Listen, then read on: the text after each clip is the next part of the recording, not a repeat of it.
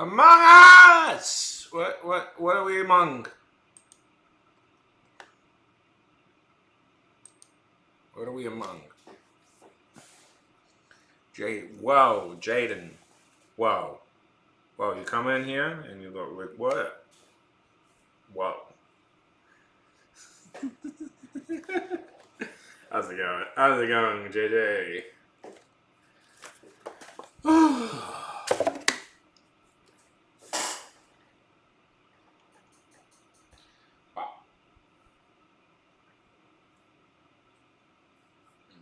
I may need to shave. My nose has been very itchy lately. How's it going, Jaden?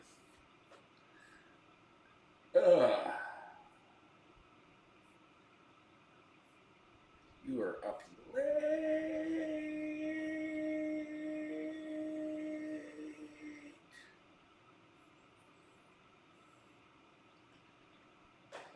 Lovely, Jaden. Lovely. Glad to hear that.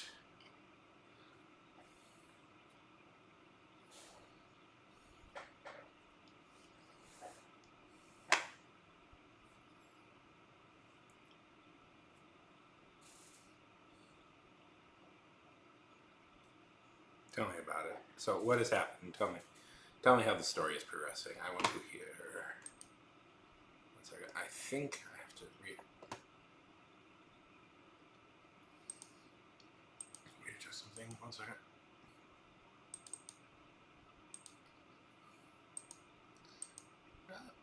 Yes. The autofocus.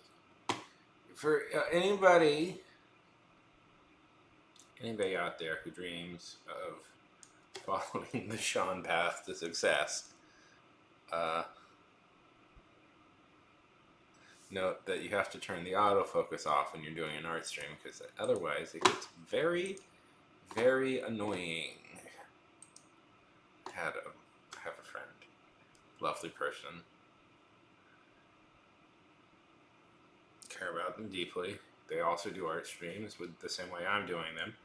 They do not turn off their autofocus, and it bugs me to no end that their autofocus is not turned off, because it doesn't look good. It doesn't look good because it readjusts constantly. Because what it's looking for is a face, Jaden. What it's looking for is a face, and it can't find one. I can't find one. There's just no face. No face. It's just a blank screen. So you gotta turn off autofocus. Autofocus is off. You understand me? Understand me? Good.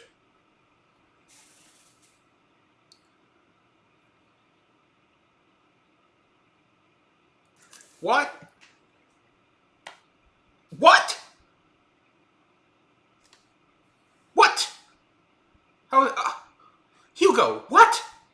I need to think this through. You're correct. My God.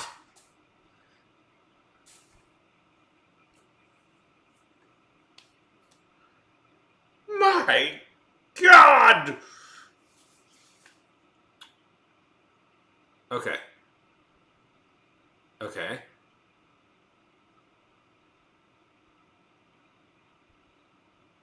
Okay, Jade.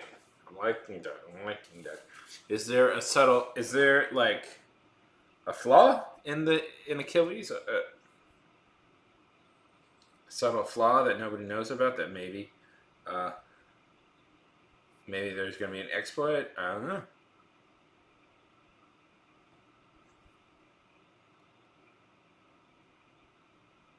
No? Please? So, what, what?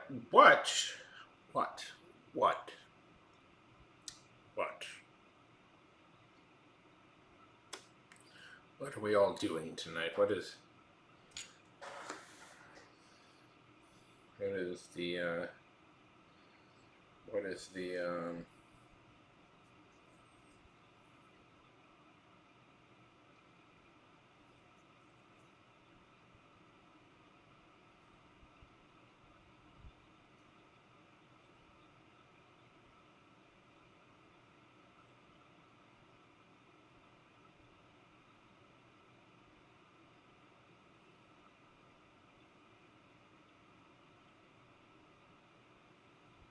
for something fun to draw. God. Ugh. I hate when my mustache gets this long. It's always so very annoying. And it is very annoying right now. Okay, so.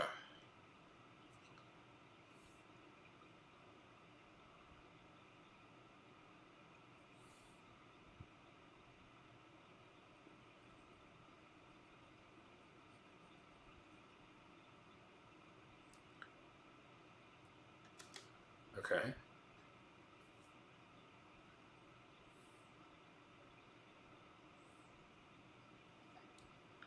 Sounds good.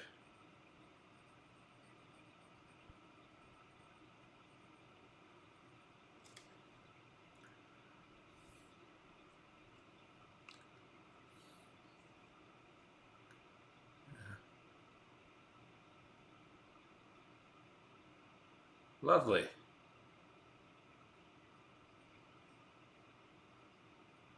Hugo, how are things going for you on this fine and lovely day? Okay.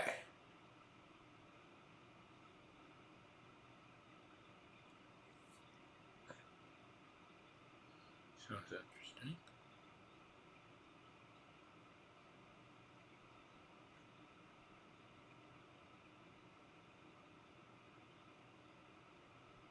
Nice. Okay, okay. Let me see. I'm reading Hugo's thing.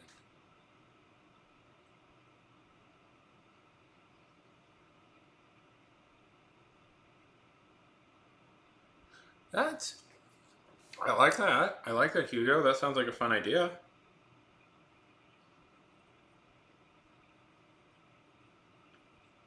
So if somebody is dreaming of him, they can enter. He can enter their dreams, basically. Okay. Very nice. I like that. That's a cool idea. Uh, I could imagine a scenario where like he has to enter somebody's dream at some point, and he tells them about it, but this person isn't really dreaming of them at the moment. Something like that. Okay. Okay, Jen. Okay, Jen. Love it. I love it. Oh. Yeah. Yeah. Yeah. Why even question it? That's very cool.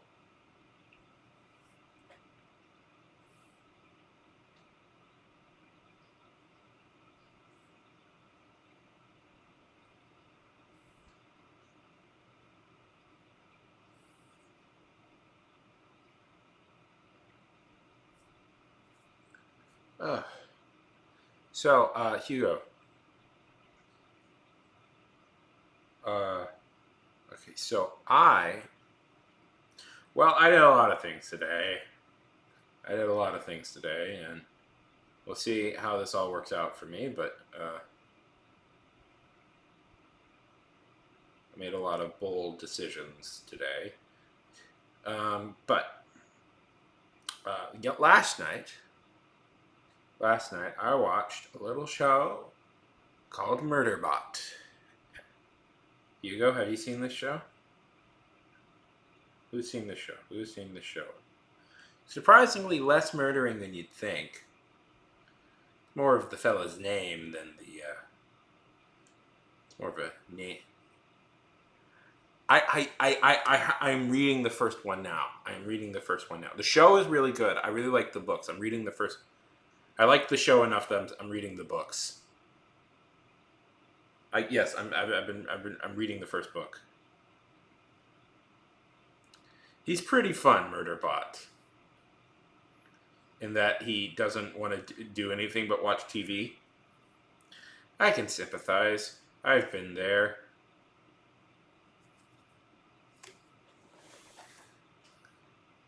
Anyways, the show is really good. So I'm in the middle of reading the first book right now. Actually, funnily enough, I've just got up to the part of the book that the show is at right now. So, it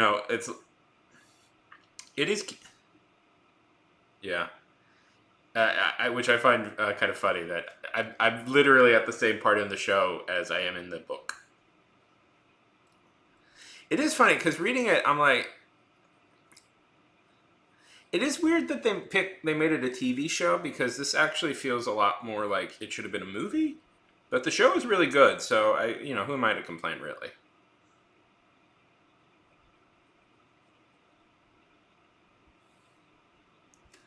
Yeah,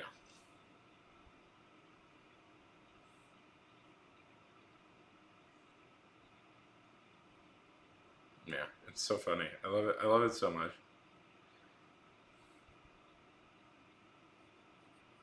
Uh, Alec, it's Alexander Skarsgård is the murder bot.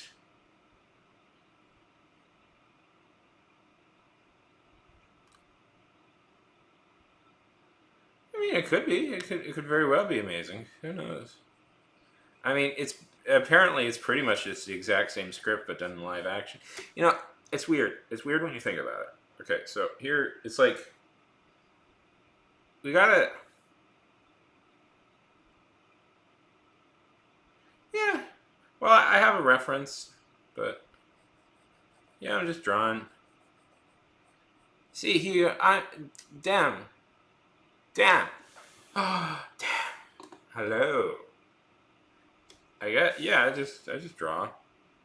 I do have a reference on my phone right here that is just out of view, but I mean, yeah, I can draw. I don't know. It's just whatever.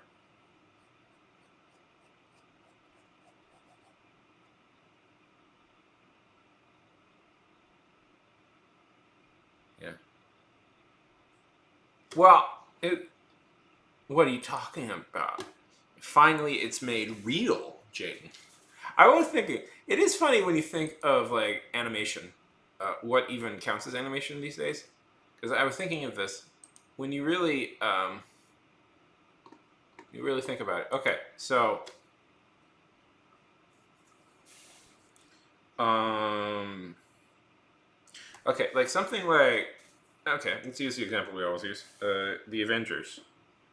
When you really think about it, almost all of that like is CGI creation. It's like you got the real actor, sure, but most of what you see is like animated by animators. Is like CGI. It's like the backgrounds are CGI. A lot of the people are CGI.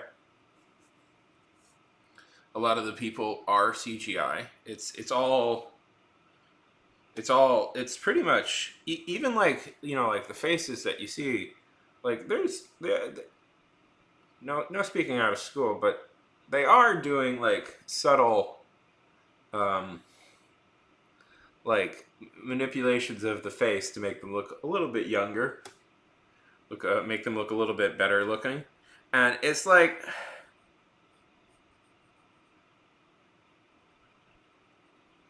and you go like okay, so it's like it's in many ways it's just actors in front of like actors inserted into generally what is an animated movie, and it's like so when you think about it, it's like how empirically different is that from like animation? Like how where is the level where this is animate where this is just an animated movie with live action actors inserted into it?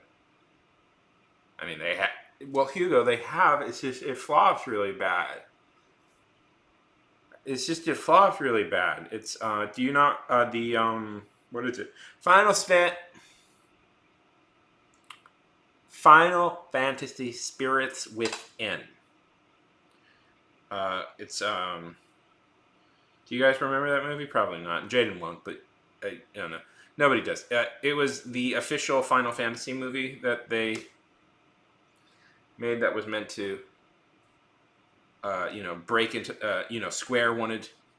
Okay, okay, but Hugo, we must understand. We must understand. The CGI model in Final Fantasy of the main girl, I forget her name, that was meant to be the first. No, no, no, no, no. Hugo, Hugo, Hugo. We're not talking about that. We're talking about this. The main girl, the main character, main lady in that, she was meant to go on to star in several different movies. And the idea is that she would be the first wave of CGI actors.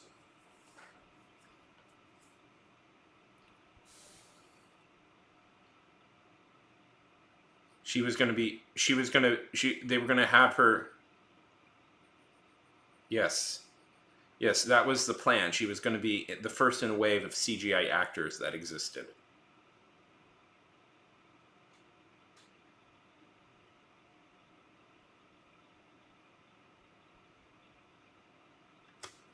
Well,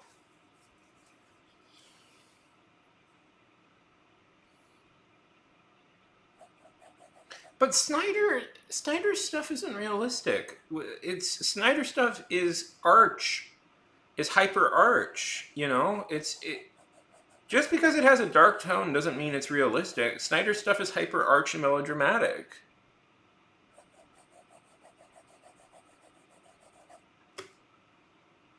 Yeah, it's I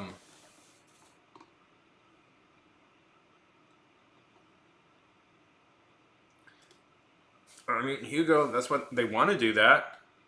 It is a horrific process. But yes, they definitely want to do stuff like that. Hollywood is 100% planning to do stuff like that. More to the point, because like big studios are losing like a lot of money. Yeah, oh my god, but Hugo, yeah, they are planning that. Like, there's already agreements to do like there was an attempt a few years ago to do like have James Dean be a in a new movie. Now, James Dean died in the 60s at the age of 20, you know, in his early 20s, and so it's been a tragedy, but you know, this is what Flash was. It's a little bit is like testing the waters for all this stuff. It's like, well, we can do this. And it's like, I know that there was a deal recently for Burt Reynolds to sell Burt Reynolds likeness rights for this exact idea. It's creepy, right? I think it's creepy. A blatant act of like necromancy, digital necromancy exists. Yeah, I mean that already exists. If you want that, man, just download an app called Reface. Just download an app called Reface. You can do that. You can do that right now. Yeah. Yeah. I hate. Oh, I hated them doing that. You know, there are George Reeves. I was thinking about that. The George Reeves one is particularly egregious that they did that. Like George Reeves had nothing but misery come from the fact that he played Superman. He hated being associated so intensely with that role. And I'm like, he would never agree to this. This is just some descendants of his trying to make a quick buck. It was gross. No! Hugo. George Reeves. Reeves? Early. There's an even. He played Superman in the 50s TV show. 50s? Yeah, in the 40s, 50s show.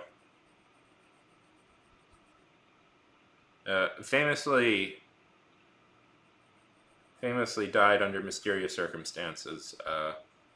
He died under mysterious circumstances that still to this day, it was probably, but still to this day are being investigated as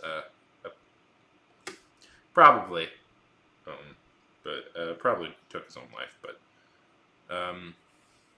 this is the most likely explanation. But and super, yeah, it is frustrating. I dislike it. I dislike that immensely.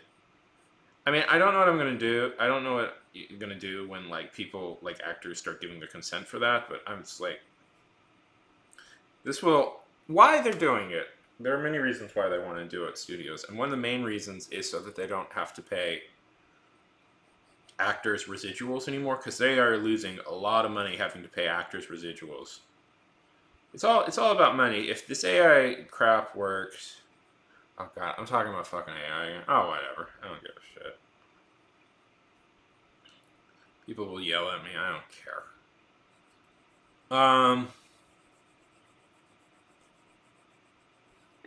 Exactly. They don't have to pay people. Like,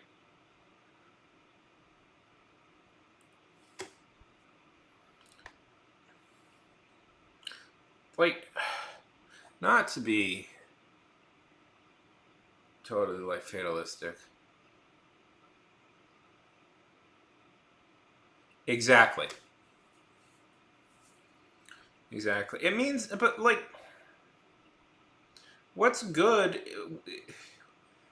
You know, the biggest hits are often never the ones we can predict. Like, it's hard to imagine in time, but like Star Wars was thought people were certain Star Wars was going to be a flop. You know, like they were absolutely certain Star Wars was going to be a flop. It's why George Lucas is a billionaire because he got to keep so much rights to it because they were like, oh, this movie's just going to flop. Nobody wants this movie. Who would want this movie?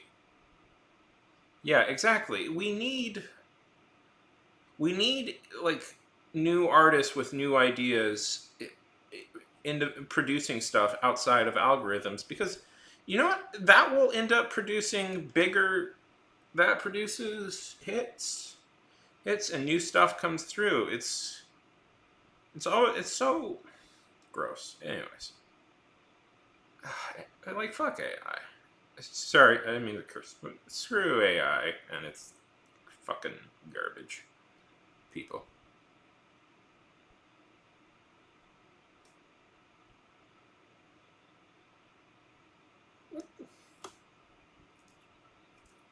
Those people are hacks. I mean, yeah, I mean, some people think that that's the worst of the original trilogy. Yeah, I agree. Well, this is always a two-way dance, unfortunately. There are people who just want. Listen, I don't know how to say this without being mean and dismissive, but I don't know how to say this without being mean and dismissive, but I'm just going to say it. There are people out there who just want to read the same thing over and over again. And it's that sort of attitude that will allow AI to slip in pretty easily. Anyways. And I get enjoying stuff. I mean, you could accuse me. I don't know. I don't read as much superhero stuff as I used to really anymore.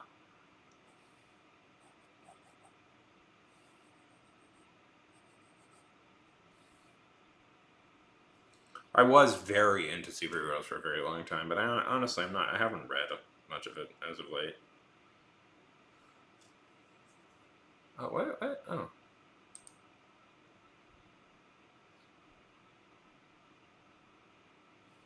Yes. Yeah. Well, not to praise it too much, but in the original trilogy, that's kind of the fact that Han is this sort of pirate smuggler dude who is very morally compromised. Chip Sardesky, Jade, you have good taste. You have immaculate taste. You have correctly picked a good writer. Chip Sardesky is in fact very good. I like Chip Sardesky a lot. You have immaculate taste on that regard. You have correctly backed a good horse.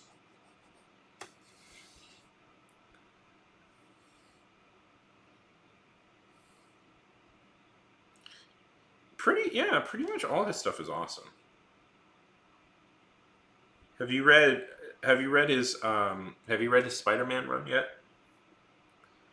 That one's a little bit more lighthearted, but you should definitely read his Spider-Man run at some point.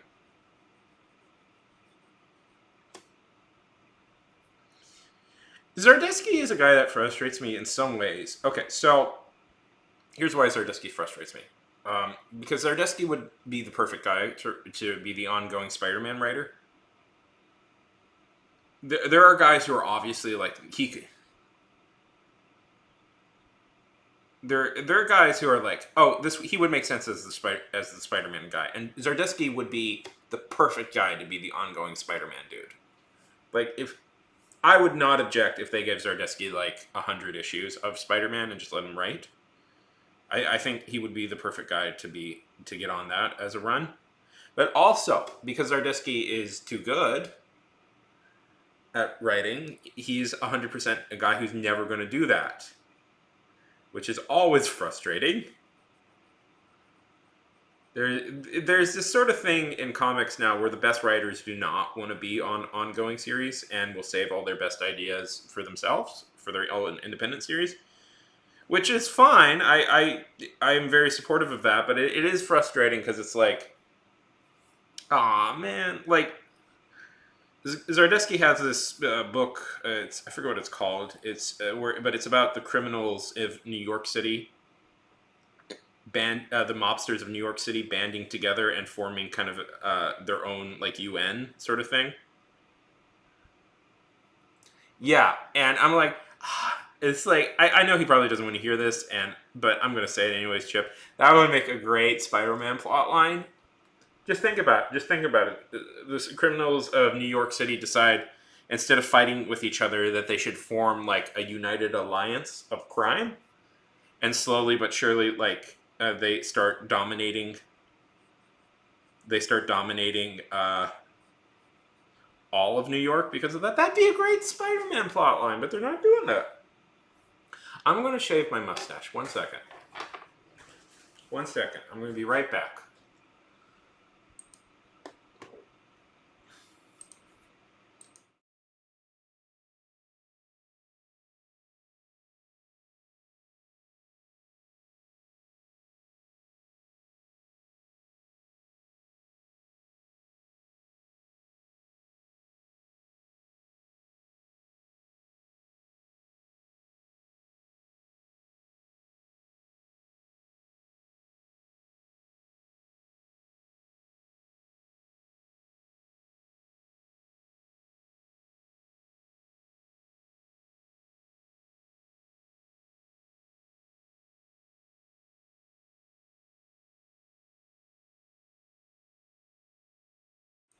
I know, I look terrible. I'll shave the rest. I'll shave the rest after stream. I know it looked terrible, but I'll shave it. Hey, Ray, how's it going?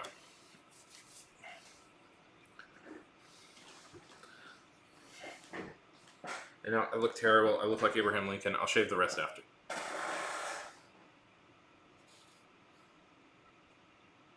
Yeah. Oh, yes. Oh, sorry. At a certain point, my allergies overrun. At a certain point, so yeah, he's too good. He's just too good. He's too good for the industry. And I'm sure at some point somebody's gonna pick up one of his comics to make a TV show or a movie out of, and he'll probably focus his energy completely on that, and that will be the end of him being a regular comic book guy. And that is a shame. And that is a shame because Chip is too good of a writer. He's too good of a writer for this sort of industry. Is the honest truth of it.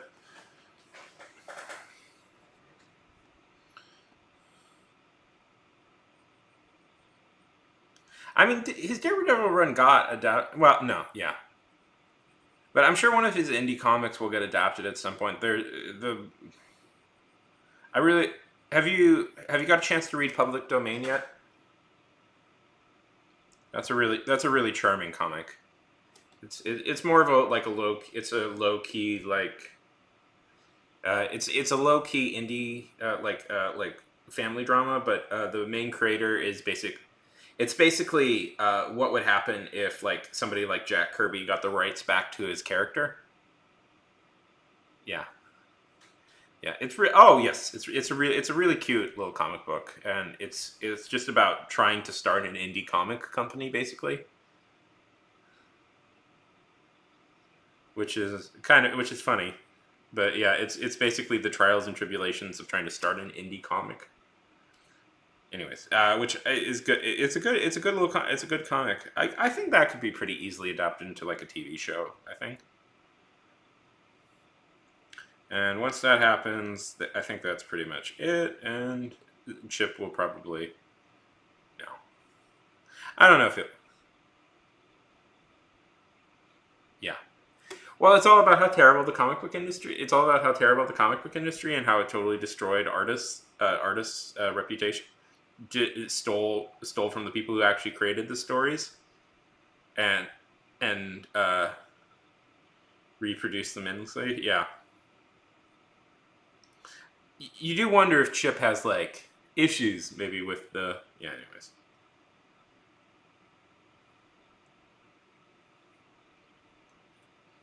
uh, another one I really like. If you get a chance to read it, look for eight. It's 8 billion genies. Um, I know I've recommended this before, but I like this comic a lot, and nobody's read it. So, 8 billion genies is a comic book. It's about a very particular type of. It's about a very weird apocalypse that happens. Once humanity randomly one day, 8 billion humans are accompanied by genies. Genies appear and they tell that every human being on Earth is now entitled to one wish.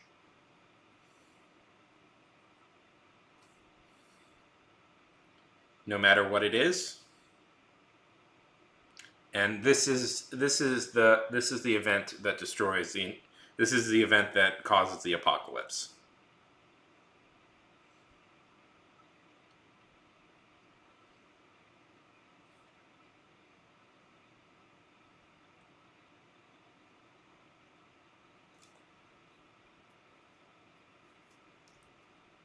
See,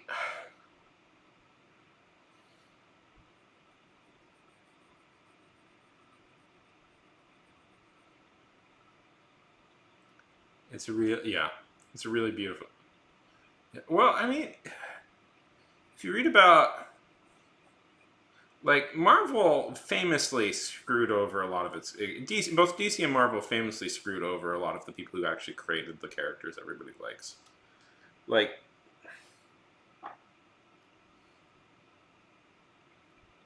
yeah, that could work, but it's like suddenly thousands of people gain superpowers and uh, become mega rich, and it's a very like interesting comic. I really love it. And the reason, and they explore in depth the reasons. I am never. I am. They explore in depth the reasons why like this is happening and how people react. It's a very fun comic book. Uh, and I looked up at the guy's stuff, and it's like he seems to be.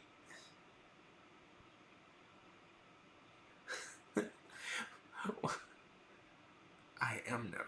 Jane, have you maybe guessed where Marvel, where most of the Marvel writers were from?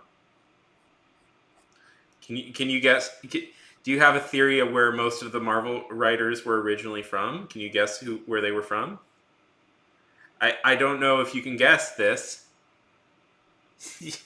No, yeah, from Canada. Well, a lot of them actually are from Canada nowadays, but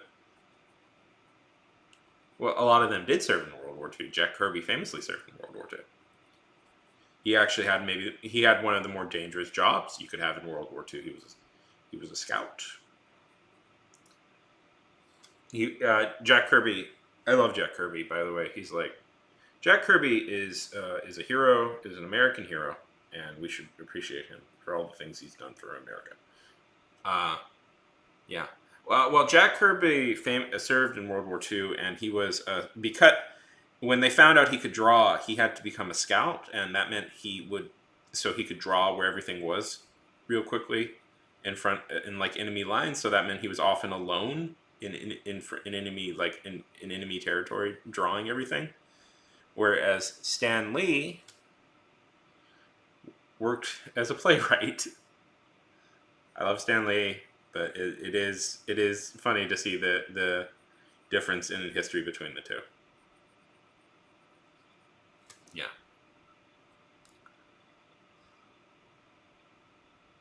Yeah. Yeah.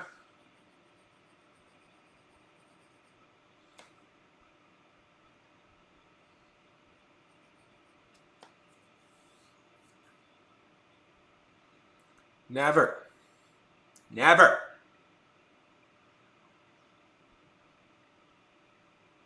Have you seen Murderbot yet?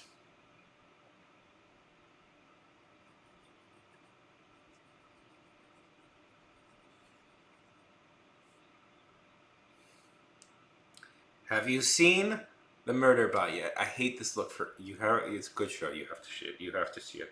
You'll see it and you will like it, and it will be a show you enjoy. I hate this look. It's a good show. It's a very good show. I hate this look I have right now. My mustache was bothering me like mad, and I needed to shave it because I was sneezing like mad, and it's good. I got rid of it. It's very good. It's a very good show. I'm reading the books now. I liked the show so much I got the books. And it was bothering me to no end, so I shaved it, which is right. But now I look either Amish or like Abraham Lincoln. Yeah, yeah, like Wolverine.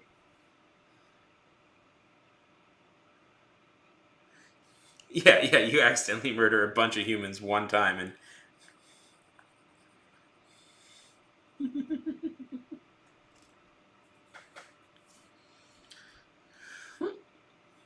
I'm gonna badger everybody to see it. I'm gonna badger people to see it because then we're gonna talk. We're gonna talk about the show and the books. I haven't finished the books. The books are actually quite short, which is nice, which I appreciate.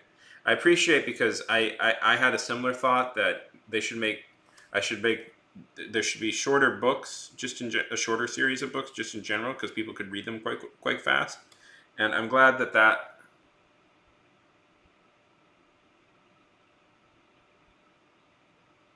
that is proving to be a popular thing. I have to admit, Hugo, from reading the book, I'm quite surprised that they thought this was the idea was to turn this into a movie, not turn this into a TV show and not a movie, because it feels much more paced like a movie. But I'm liking the TV show enough that it doesn't matter. Yeah, I agree. I agree. I agree. There seems to be a lot of stories out there that would have been a lot better told in less pages. I don't mean to like demoan longer things, but I'm just saying sometimes the expectation for longer things means people like put in a lot of fill. Sometimes stories just don't have as much, and so they put in a lot of filler. You know,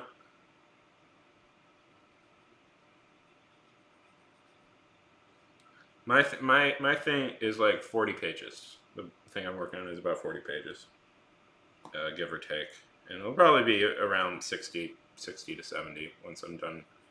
But yeah, once I'm done, maybe possibly even I have a little bit of filler. It's pretty thing, but I'm aiming for quick reads. Like you can get it done in like a day or two. The series, the stuff I'm working on, because I like that. I like that. I like being able to finish stuff in a quickly. I don't need super long books. Anyways, Jaden, Jaden, nuking three countries. So unguapo. How dare you?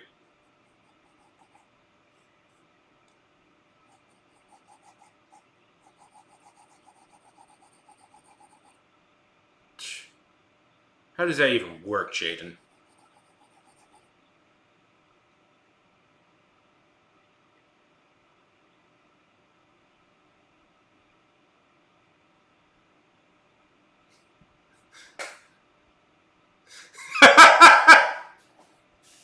I like that, Hugo.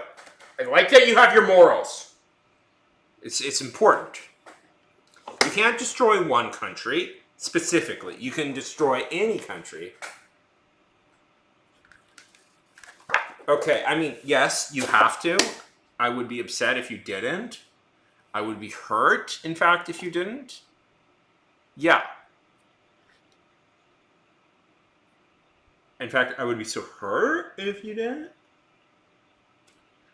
But still, Jaden. Jaden.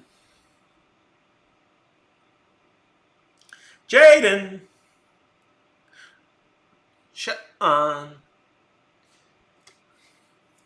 You guys don't even know what I'm doing. Jaden.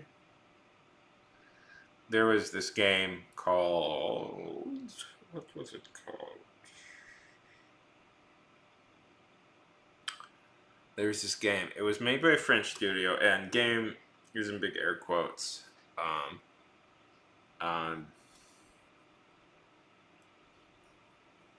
Anyways, so there's a scene where the main character's son disappears, and it's funny because it's French voice actors. Heavy Rain. It's French voice actors, and when the son disappears, I always thought it was so funny because it's like the guy is calling for his son, and I always forget his name. I think it was actually Sean, which is my name, but I always forget his name. But he always says it. It's they're French voice actors, but they're supposed to be American, but they can't really do an American accent. But they all say it so weird. Jadon. So when he's looking for his son, he goes, Sean, Jadon, Hugo, Nevermore. And I always thought it was so funny. I always thought that scene was so funny. And that scene's supposed to be like scary, but he says it in such a funny way.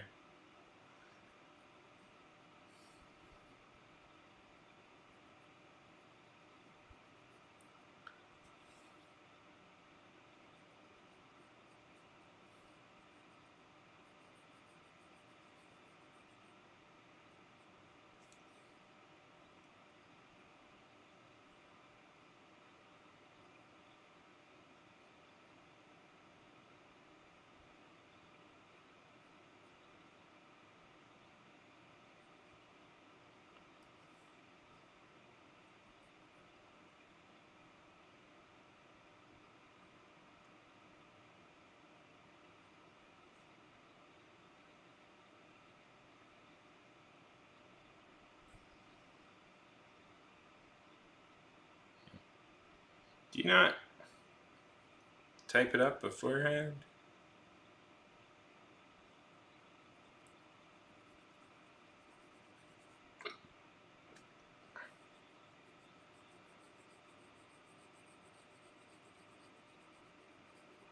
Hugo, have you got a chance? I'm curious, Hugo. Have you got a chance to actually watch the TV show yet, or just it's funny. It's the Weiss brothers who are doing it. Or Weiss, yeah, who are doing it.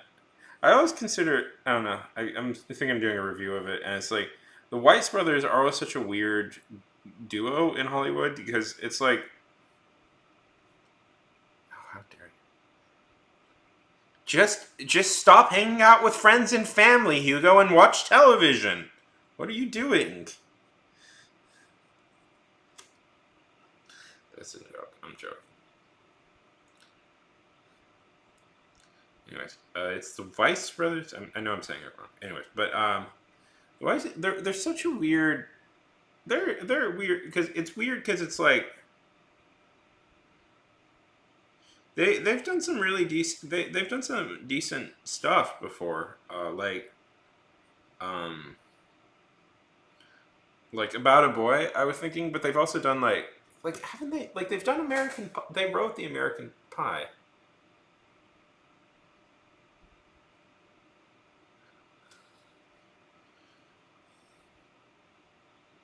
There should be like, okay, here's my idea. Hugo, Jaden, Never, Ray,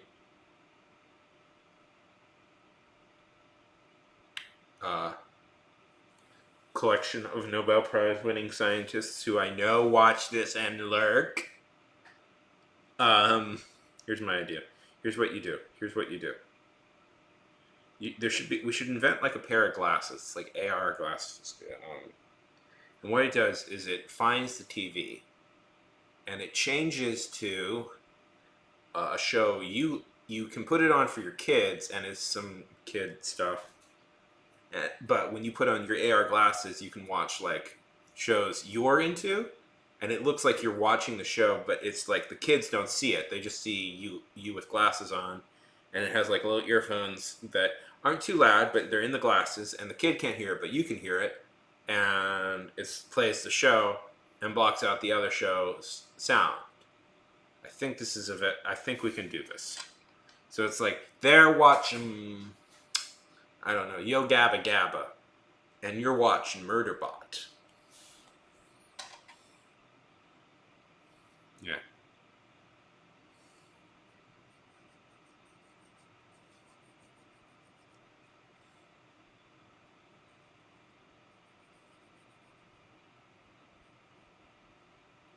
I don't know. I don't know what kids watch today. I know Bluey is popular.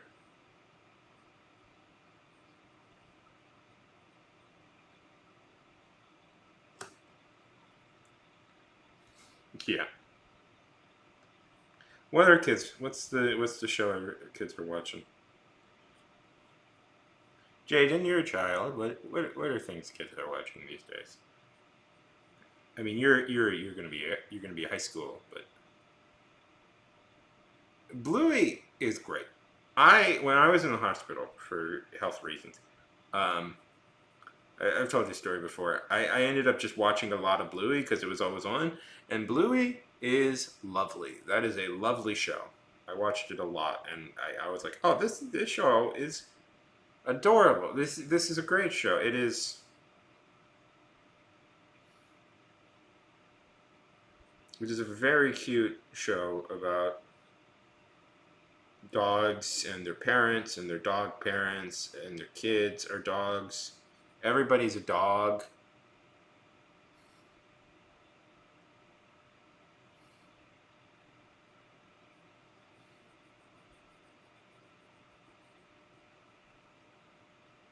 Oh. Do you know that the dad? This is always one of my favorite fun facts about the dad. The guy who voices the dad, Bandit, I think. I forget his name. It's Bandit. Do you know that in Australia he's more known for being in a punk band called Custard? That's what he was mostly known for. So you can find all these like punk songs that he sings, and he's like the main singer, but he sings it in the same voice that he voices the kid, the dad. So it is very funny to listen to because it's like, oh, you can hear. Yeah. He was in it. It's actually not half bad. It's pretty good. It's a pretty good punk band. Both it's punk or like punk. Anyways, whatever. Punk is stupid. I said it, punks. Come at me. Punk rock is dumb. I like punk rock, but all these endless variations of it, and it's like, is this real punk? I don't know. Shut up. Shut up, punkers. Oh yes, that makes sense. Well, I don't know. I don't know if the guy who does it in the Spanish dub has sung in a punk band. But shut up, punk rockers. You're annoying. I've never met. So this is going to be a tangent, but I don't care because I want to get on record. I've never. Punk rock fans have to be one of the most annoying fans of music ever. They are super annoying. They are super arch. They are super obsessed with, figuring out, well, what is actually punk, man? Is that punk or is that punk? It's like, it's so annoying. It's so annoying.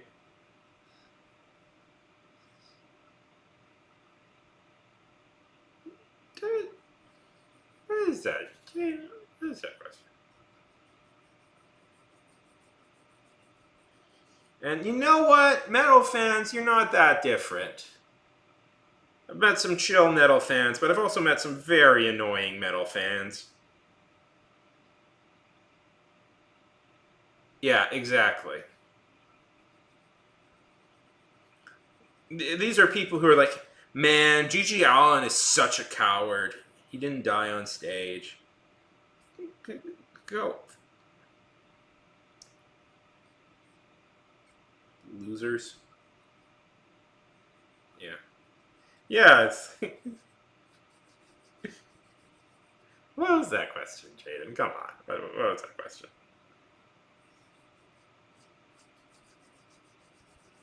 What, Hugo? Wait, Hugo. Are you telling me that Taco Bell? Wait, Hugo. Are you telling me that Taco Bell is not authentic Mexican food? What are you saying? I'm pretty sure Taco Bell is authentic. Is one of the most authentic Mexican restaurants out there.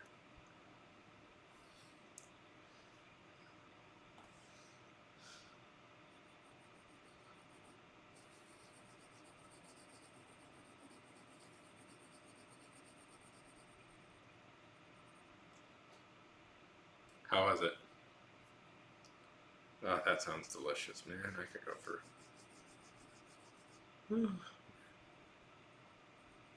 I could go for some tacos.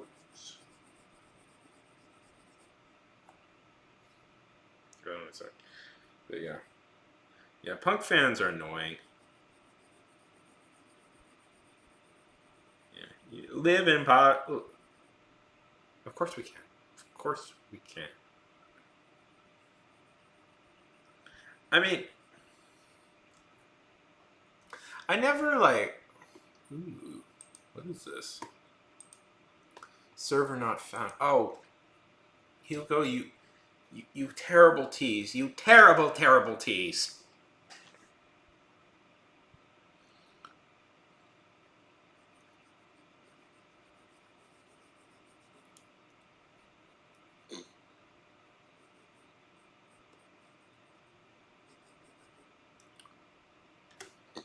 It doesn't for me, unfortunately.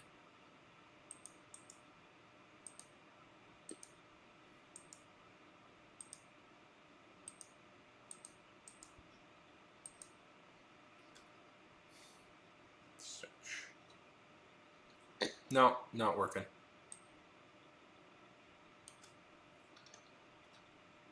No, not working. Okay, let's try that one. Yes, that works. Looks good. Oof. Love me a good breakfast taco.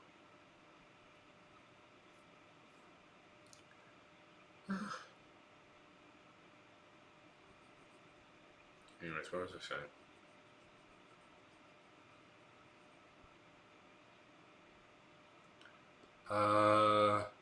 Yeah. Punk fans are annoying. Metal fans, honestly, kind of annoying too. Gonna be honest. Metal fans. Oh, if I could for a second rant about this. Metal fans have this unearned arrogance as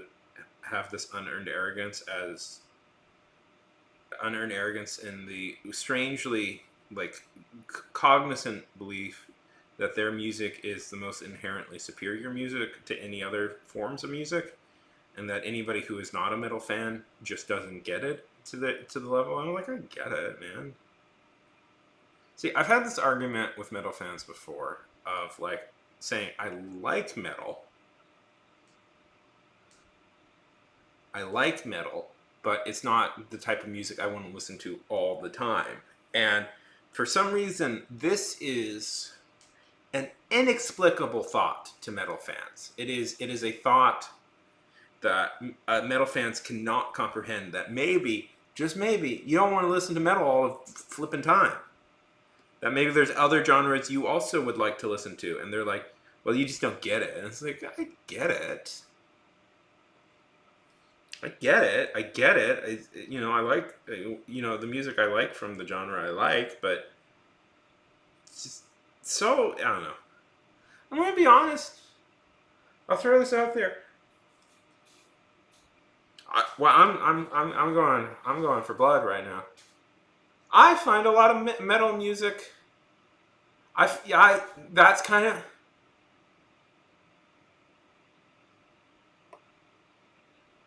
Hugo. I agree with you. That's kind of my opinion too. I find there's a lot of metal music that is frankly dumb, dork. No, yeah, like they tell me, oh, like this is the serious shit, and I listen to it. I'm like, this is.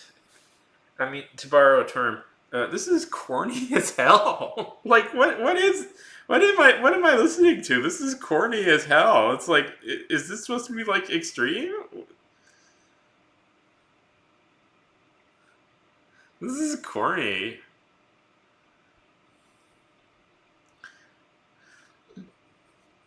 I mean, I kind of appreciate the dorkier stuff at times, but it's like I don't know the fact that it's like this is we're supposed to like I like Sabaton, the band that always talks about like history, the metal band that always talks about history. I think that can be pretty fun.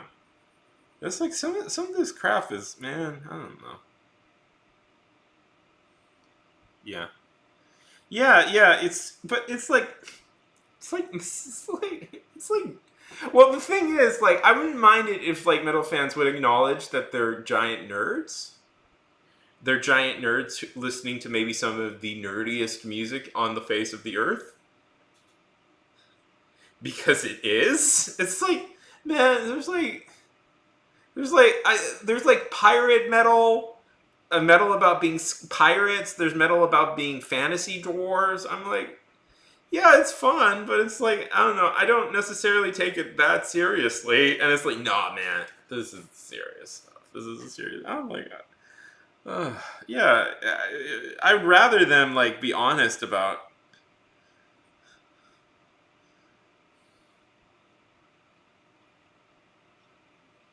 And then there's like, oh, and then there's like,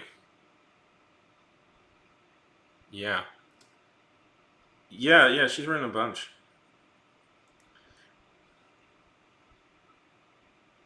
Yes, that is another issue I have with.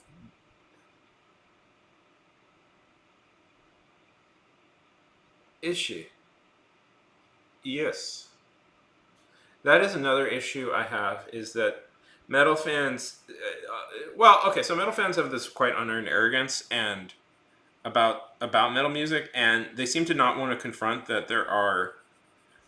Let's be honest, a few pretty neo-Nazi-esque people who are in the middle, and they're like, "Well, it's not that big of a deal." It's like, it is a big deal, man.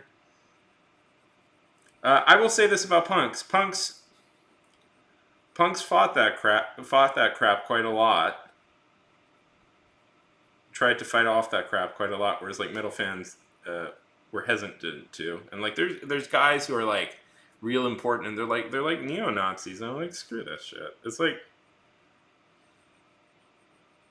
anyways.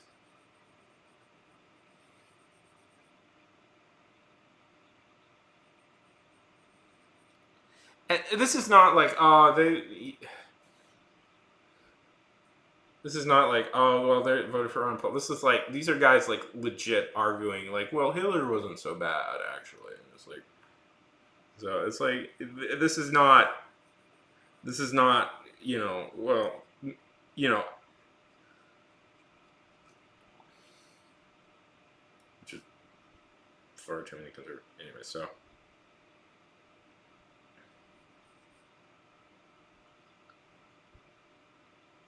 did you guys just have an ad? Oh, you guys are in the middle of an ad right now.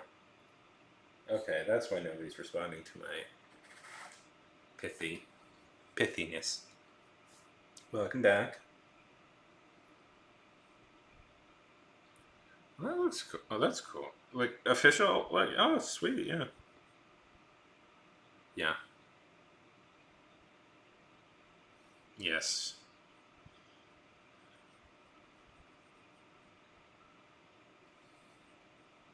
Unfortunately, there's been a few Unfortunately, there's been a few goth musicians who have become totally insufferable. Well, the one I'm thinking of is Morrissey. What man? Morrissey is a sucks as a human being. I hate him so much.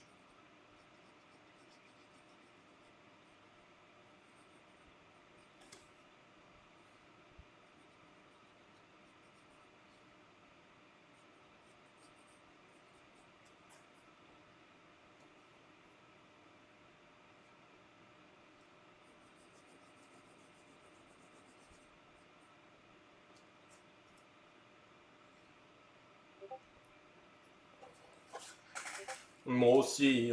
But yeah. Nice, Hugo. Nice. I actually wrote about 900 to 1,000 words today. But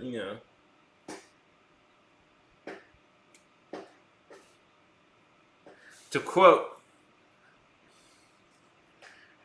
Charles Sheen.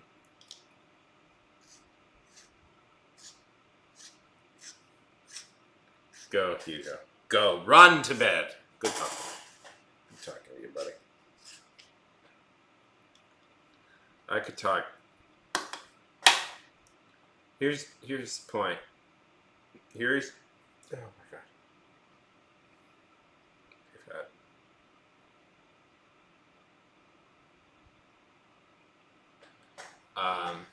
Here's the point I'm trying to make.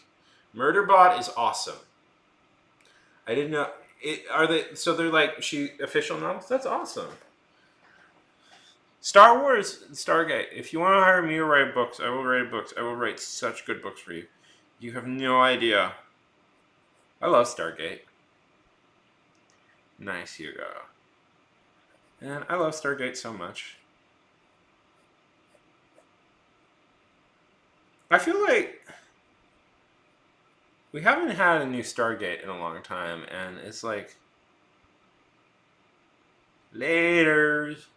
I feel like we haven't had a Stargate in a long time, and I'm like, man, that was like one of the key nerd franchises for a long time with Stargate. Not as say big as Fade! Aid! Hey, Fade! Fade.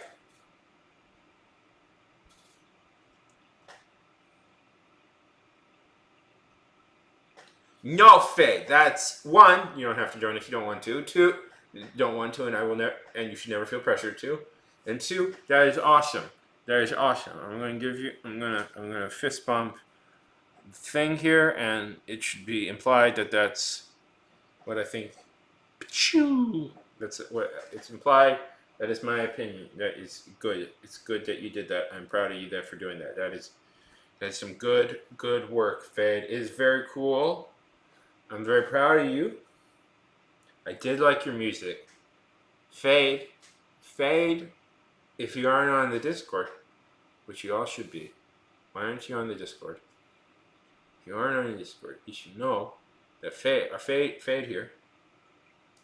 I got you up on my laptop that you can't see, so I'm just like, this is Fade. Fade here has composed her own music. It was fire. It was very cool. I'm very proud of you for doing that.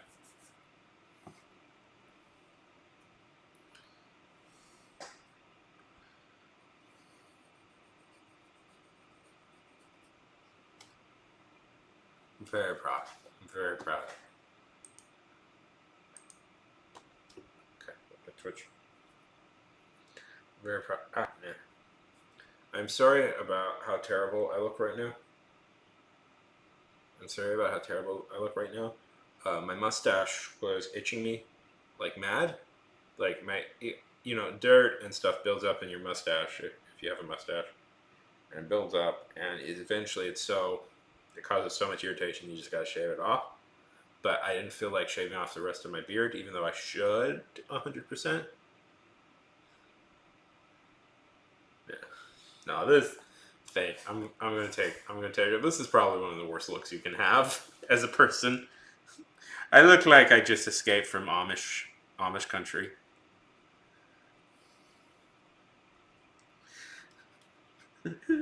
Anyways, it's awesome. I am. Oh, what's this? Oh, Sam, what the heck? Oh, okay.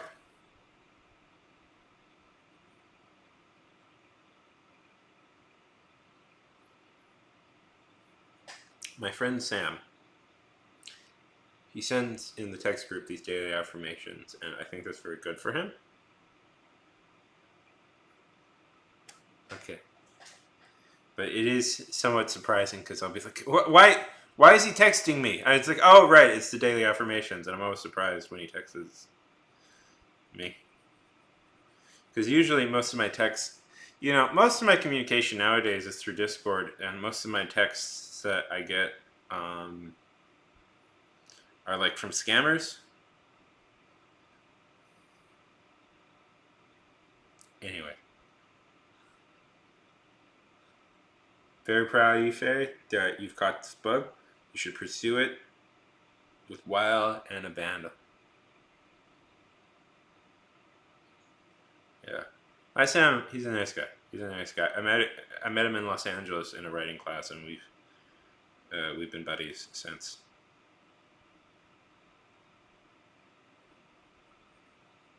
He, I've never told this story. He was the first person to call me after my dad died, and I was very appreciate. I've always been very appreciated that he did that, and I really appreciated him for doing that. That was very that was I mean, that was maybe one of the worst days of my life.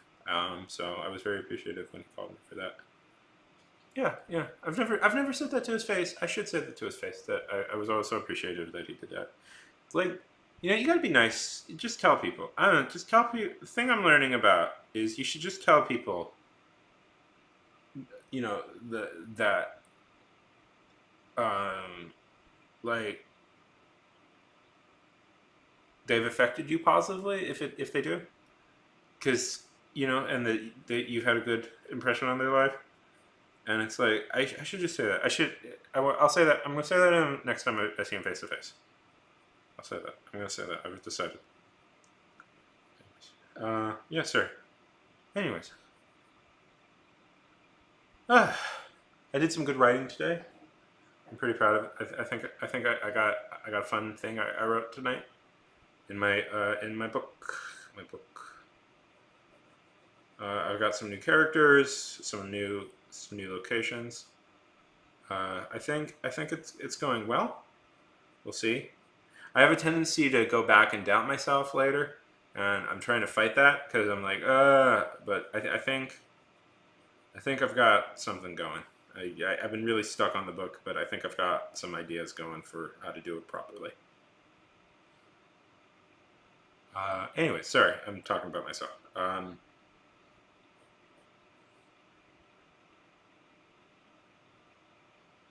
Uh, yeah. Well, for me. It's like I get very proud of an idea, and then I get nervous about it that I'm going to screw it up. And then then the paranoia gets in my head, yeah, yeah,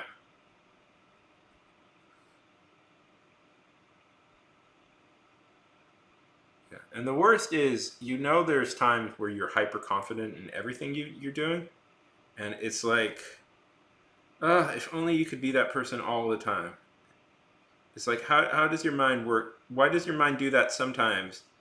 Because the worst is, yeah, well, I'm an endless fiddler. I tend to fiddle with things endlessly. Like, I've rewritten the opening for this book like half a dozen times, and I keep adding stuff. I even rewrote it a little bit today because it was like, oh, I got a better way of doing it. You know.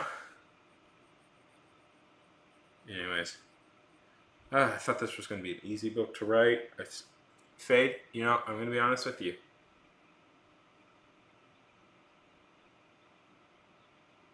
Fade, I'm so happy. That makes me so happy, Fade. I'm so happy that, because you know, you're a very nice person, and I think it's good that you're in a good place in your head. That makes me happy. Anyways, we'll see. It's like writing wise, I don't know. It's a little cutesy right now what I've written, and so I need to. It's a little cutesy right now what I've written, but I want.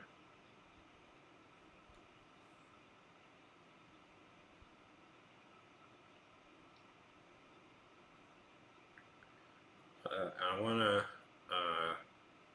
I want to make it a little less cutesy. It's like, It's okay. So the writing where I am right now, I'll just feel free to bring something else up, but I'll just. I know there's nothing more boring than somebody talking about their own book, but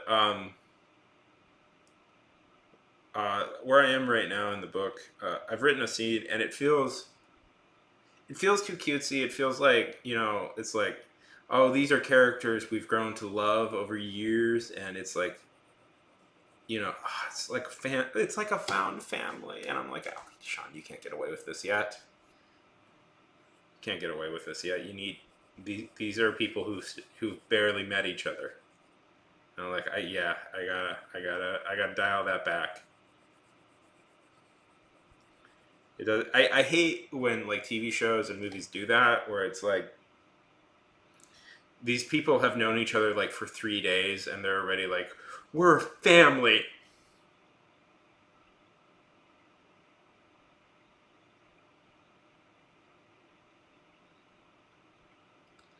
Yeah. It's like, we're a family. We family. Like, you've known each other. You've known this person for like 2 days. Come on.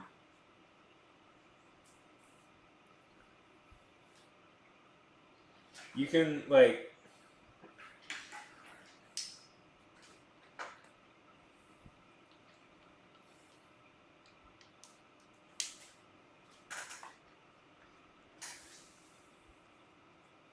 Yeah. I mean, the thing with that is, like, that is just. That's a thing. See, that was.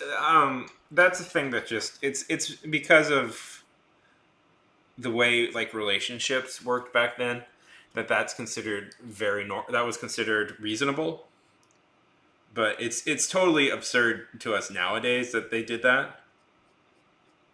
Yeah, well, yeah, that would be considered that was considered reasonable. That was considered a very reasonable thing for people to do back then, but it's like it's absurd now. It's absurd now. It's like,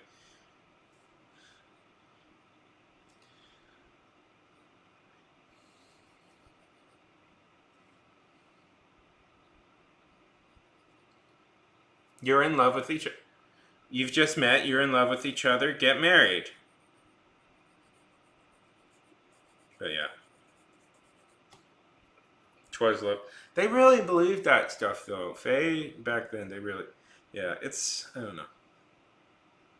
It's why one thing I wish I could advocate for a little more. Yeah, of course. One thing I wish I could advocate for a little more is I think personally, Faye, personally, if I could, me being a bit of a Shakespeare nerd,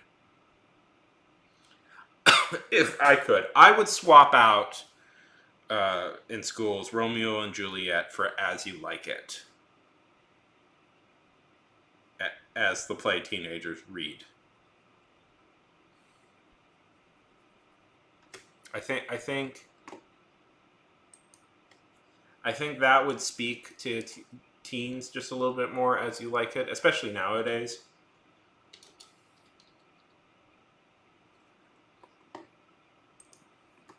It's also quite a bit of a lighter play.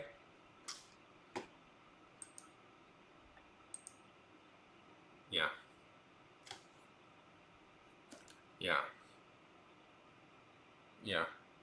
It is all okay. So okay, the reason why you're taught Romeo and Juliet, if I could for a second explain, because what they're always looking for is is classic literature about young people.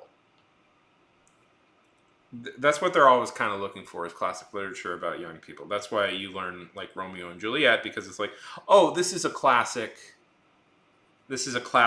play. I think learning Shakespeare is important, and I would make it, but this is a classic play about teenagers. So it's like it's classic, but it's also about young people, so young people connect with it. But so the problem is then that slips in a lot of things. Like I think Romeo and Juliet is so overdone. It's so overdone. It's so well known that it's hard. It's hard. But whereas As You Like It, which is has a little bit of a different feel to it, and I think Rosalind is a very charming character. Is a much more charming. Rosalind, I think, is in many ways a much more active character than Juliet. One of the things I think would be better is that Rosalind is a much more active character than, like, say, Juliet, and she's really the protagonist of the story. And also, it's like, did they get married? Usually, I always forget if they get. Yeah. Usually.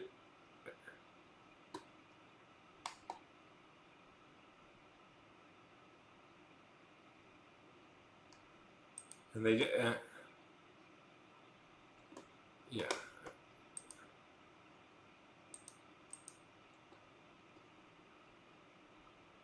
Yeah. But it's like, yes, the nurse is a fun character. But it's like, if As You Like It is, I think, a play that you would find much more fun.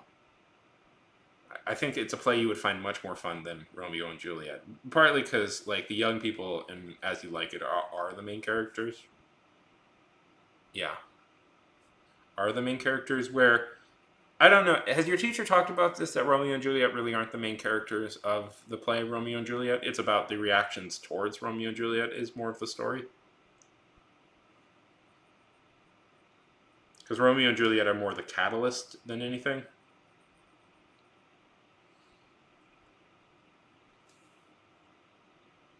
Yeah. So, whereas As You Like It, the young people in that are, in fact, the main characters.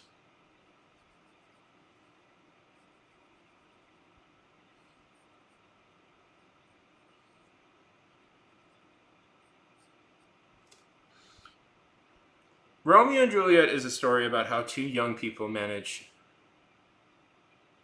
Romeo and Juliet is a story about how two young people manage to screw up a perfectly good feud that everybody was happy with. And their families now having to deal with that. Yeah.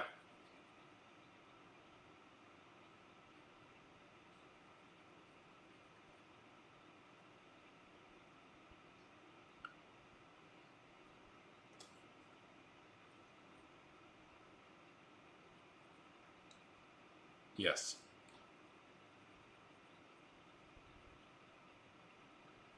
Anyways. At some point on here, I've thought about doing a reading As You Like It and casting people on stream, but I don't know. That's probably a bit too much of an ask. Anyways. It is. I always find it such a bummer that young people, like like high schoolers, don't get to read the really cool Shakespeare plays.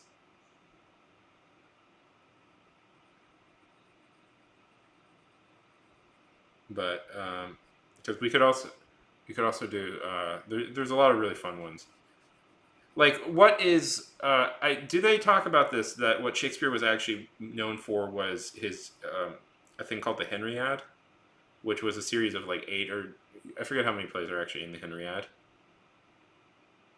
Which is a series of eight history plays about the rise of the Tudor dynasty. Was actually what he was most famous for in contemporary times. That was the big pay. That was the big payday. Was the Henriade. Mockingbird. You should write. You should write To Kill a Mockingbird. Burks. How would you say it? I don't know. That feels like. Yeah. That feels like a cyberpunk version of To Kill a Mockingbird, and I'm curious now how that would play out. Should write that. Yeah. Henriade. Yeah, it's about the rise of the Tudors. It's because everything is about King Henry. Henry the Sixth. I always forget if it's Henry. I hate number. I hate the fact that kings have numbers because I have trouble remembering its numbers. It's Henry the Sixth, right? If I'm not mistaken. Anyways, I don't know. It's a bum. By the way, and that's why they make you read Frankenstein. Have you guys read Frankenstein? Are they going to make you read Frankenstein? Is Frankenstein coming up, or have you read it yet? Yes. Have you guys read Frankenstein yet?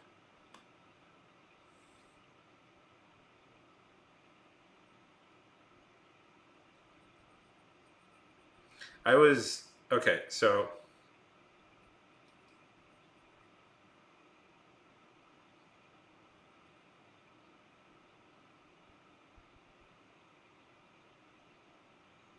oh, they made me read Frankenstein when I was a teenager. That's a fun. Yeah. Do you know that it was? I'm sure you've heard of Frankenstein. Do you know that it was written by a woman? You know that, right? It was written by. It was written by a woman. Mary Shelley was, and people kind of credit it probably. Yeah, Mary Shelley. It was written by a lady, Mary Shelley. Probably, we were talking about goth stuff. You know, in some way, Mary Shelley might be the real, true first goth.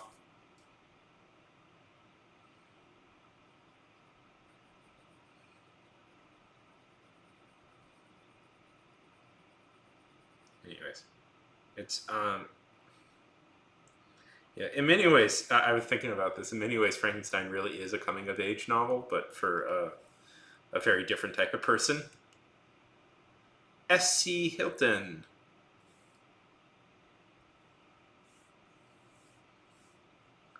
Well, I loved S.C. Hilton so much. That was another book I really liked as a kid. Was The Outsiders. That was such a good book.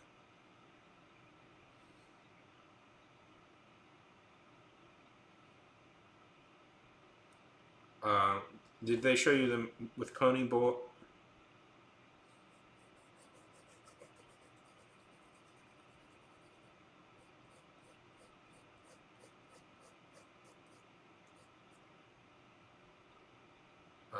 It's okay. It's Pony Boy, Soda Pop. Yeah, I know. I know who you're talking about. It's the kid. It's the nice boy who. Um,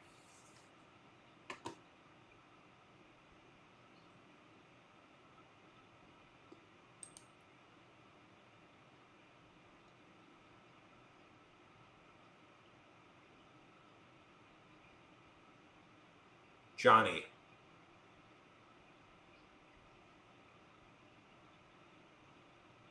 Johnny. It's Johnny, right? Yeah, I think it's Johnny. Do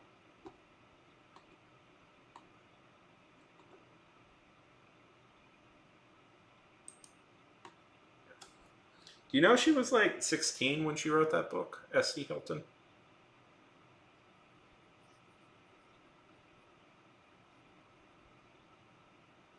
Such a sad scene.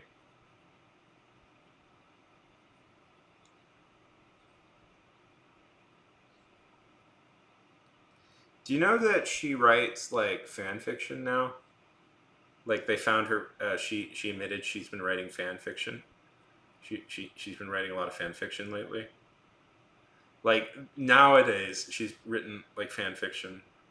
Apparently of Supernatural. I guess she really. Yeah, I guess she really likes. I guess she really likes Supernatural. And this is pretty wild that she did this. She's also written outsider fan fiction, and I'm like, but Hilton, like, but those are your characters. What? You can just like publish that for real.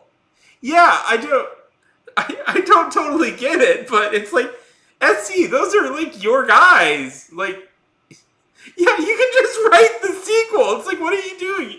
You don't have to. I don't know.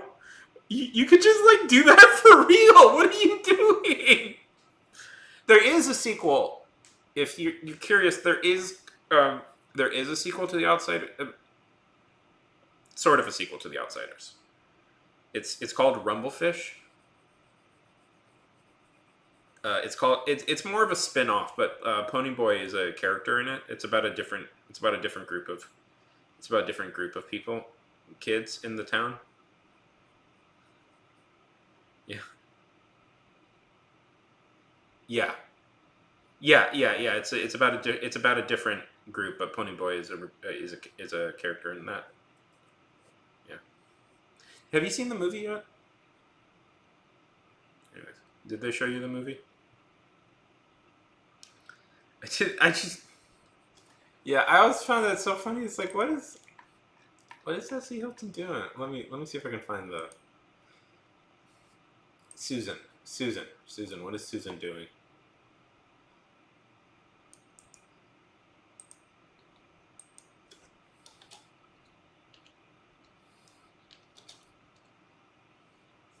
Let's see.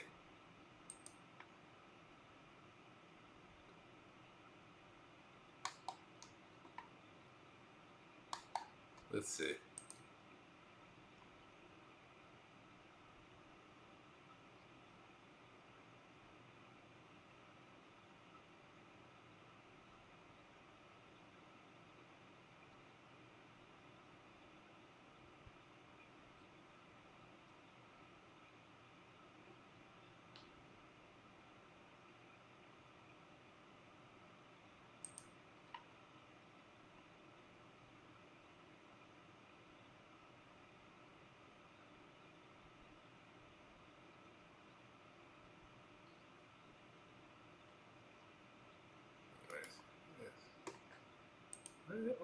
Why?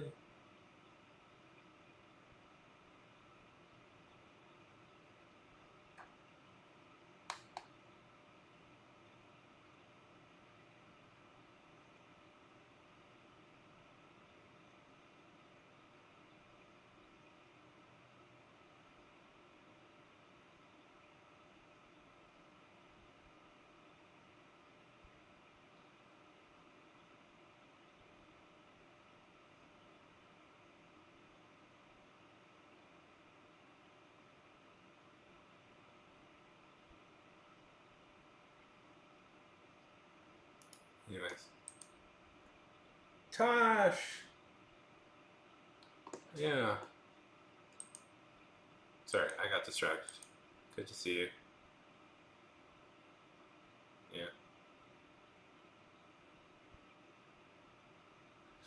She probably would. I saw this video about. Oh man, it was so sad. Yeah. How's it going? Buddy? I saw this video and it was so sad. It was this girl. She had found her teacher's YouTube account, and it wasn't like anything salacious. In fact, the teacher was just doing. It was her biology teacher, and the teacher was just making like biology related videos of like explaining subjects to kids in biology. And she said it was so sad. It was so sad because one, the actual like videos were much better than the class that she was teaching, and two, anyways, it was a very good video. It ends really sadly, unfortunately, but I found it quite moving. And then I watched that, and then they started recommending me more videos about teachers and the stuff they have to deal with, and it's like.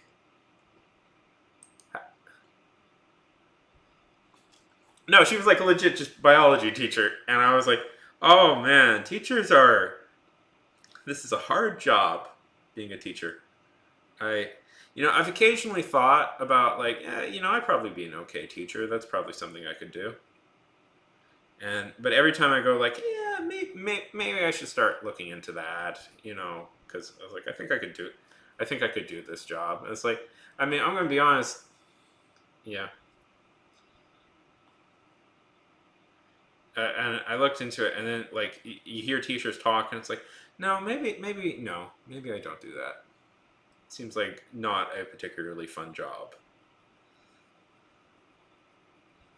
But I was thinking, so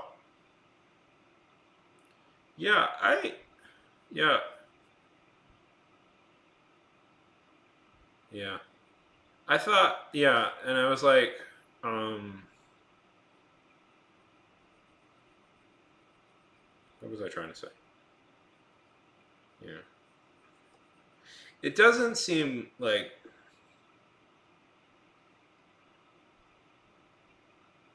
ain't isn't an actual word. Well, we can make it one. English is an alive language, Fade. We can make it one. You just got to work very hard.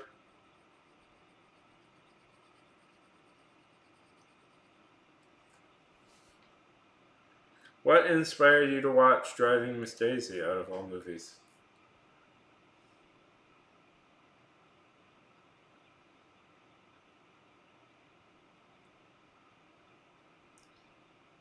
Ain't.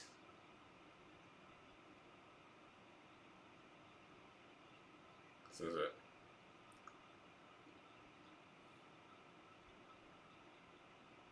Ain't no thing. I'm curious. It's kind of rant. I've seen it. Saw it long ago. Tosh. Tosh. My friend. My friend. One of my oldest friends on this app. Site.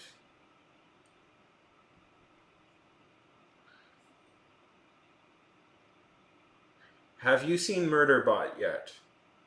I feel like we all just have to see Murderbot because we're going to talk about it, I think, a lot. And I'm setting the tone. Murderbot is the new thing we're all into.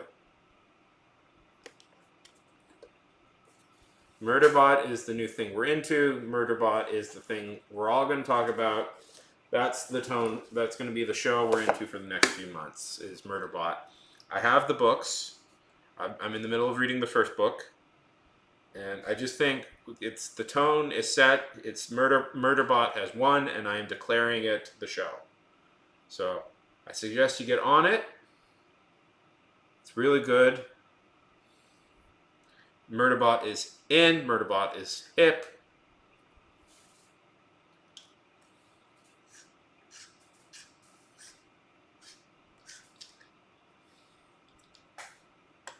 It is a plot that all nerds love. It is about somebody who's super smart and is much smarter than the idiots around it, which is immediately appealing to I don't know, immediately appealing to all nerds because that's what nerds think of themselves at all times.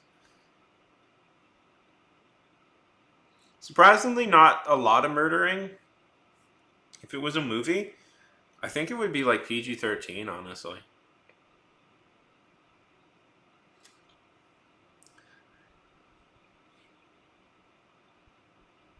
Yeah, nerds. I mean, it's. Let's see. What is Murderbot rated TV? It's probably rated MA, but it's I don't know.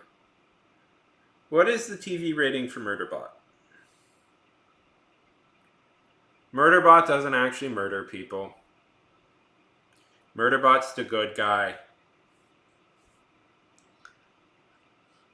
Murderbot's the good guy. It's the people that are stupid, and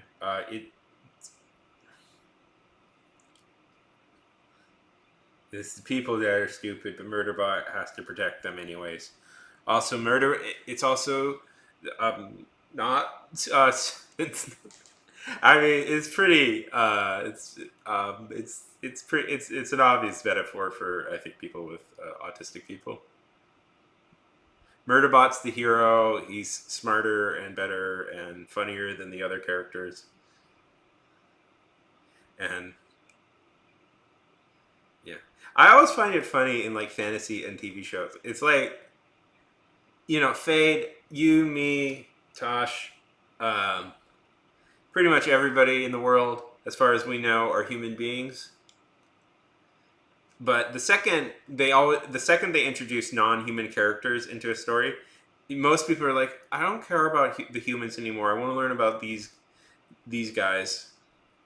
And I always find that so funny. It's like Lord of the Rings. I always find it so funny is that nobody cares about the humans. Are always the most boring characters in the show. It's always a drain to cut back to the humans when you have the fun, when you have either the cool elves, the funny dwarves, or the funny dwarves, and the dwarves and the hobbits are funnier. The elves do cool stuff, and it's like, and then it's like you go to humans, like, oh, we're at the humans again. Why did we cut to the humans? Nobody cares about the humans. Cut back to the elves, the dwarves, the hobbits, and the orcs. Everybody prefers those characters. I just always find it so funny. Not in the movies. The movies, it's okay, but in the, I just find that so funny. It's like we're human, but it's like, if we had the choice, like if we had the choice to pick a different, a lot of people I don't think would stick with human. The human brain is so strange. I agree. The human brain is a strange. We are just a collection. The human brain is an illusion, Fade. It's an illusion. You know why it's an illusion? Because it is a contradictory mass of chemicals and differing hemispheres combating over each other, and the what am I saying? And it's like, well, I mean, we have some theories. I've read some pretty interesting ideas about how both of those might work. It's all about fate. It's all about how we process the information that we receive. One theory. Now, this is just a theory. This is just a theory, So take it with a grain of salt. But one interesting theory I heard about schizophrenia. No, okay, so yeah. So one interesting theory I heard about schizophrenia is that it's possibly a thing where schizophrenic people actually take in too much information. Because the human mind selectively forgets things that it doesn't need and only prioritizes the most important information. And what they think might be going on with schizophrenic people is that schizophrenic people kind of take in everything they see, and it can overwhelm them quick. It can overwhelm them if you're not careful, and that's where the issues can start. Is like it starts just overwhelming people. It starts aggressively overwhelming people. That's just a theory I've read, so that might not be it, but they've done some experiments and they think that might be part of the issue. So it's not that. So it's that schizophrenic people just take in so much information from around them that it kind of overwhelms the brain's ability to process it. Yeah. Yeah, and so that's the kind of the side effect. But like the brain, they process so much information that it essentially overwhelms them, and that's why they think like maybe schizophrenia. This is just a theory, by the way. I'm not a I just want to make it clear. I'm not one of those streamers who is going like, this is how it works. I'm not a psychologist. I don't have the training for this. I just read an article once about this. So, and this is just, I'm relaying information. And the theory is that because human mind we tend to forget certain, like, you don't need to know everything to process information, whereas like schizophrenic people might just process everything.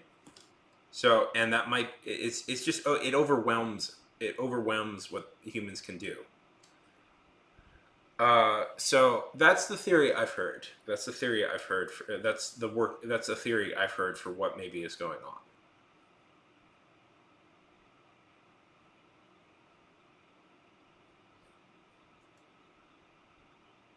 Yeah.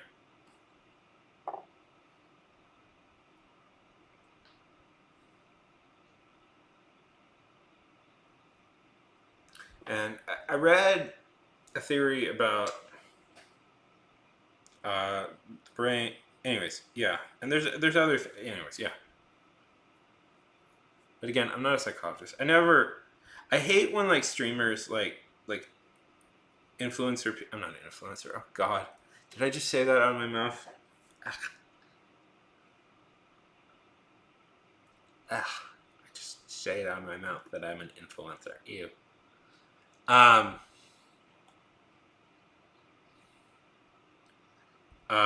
I hate when like people go like, well, here's my half study, here's my half remembered thing, and it's like some stupid thing, like, like I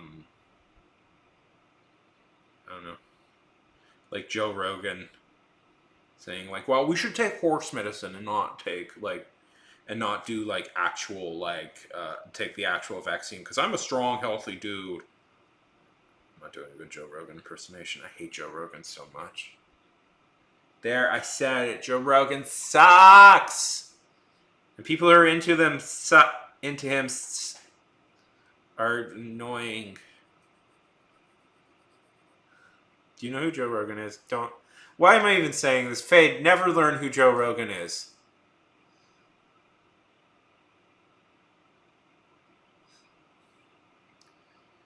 No! No! Yeah, I mean, sure. Hey, yeah, it's good to see you.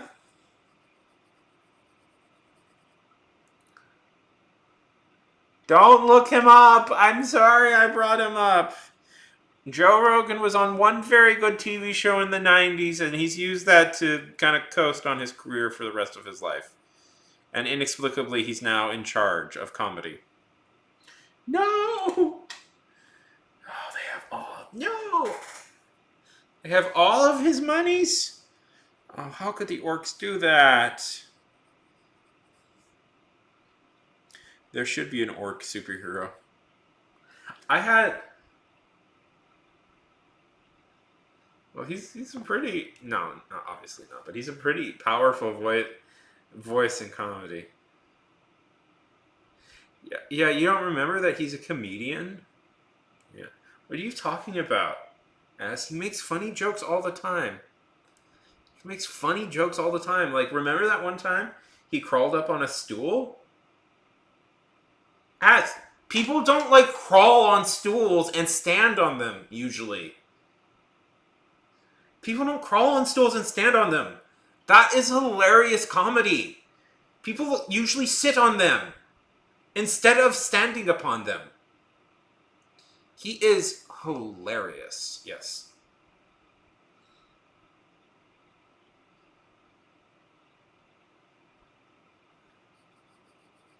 That was a couch, as not a stool.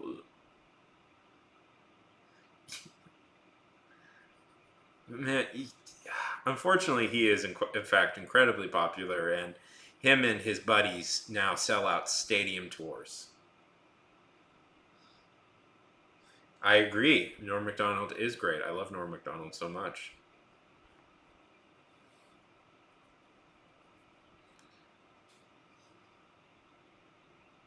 Have you? Did you ever see the moth joke? That's my favorite. That might be my favorite joke of all time. The moth joke.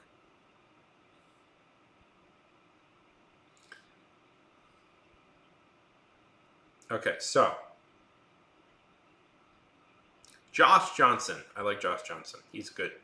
He's an up and coming comedian I like quite a lot.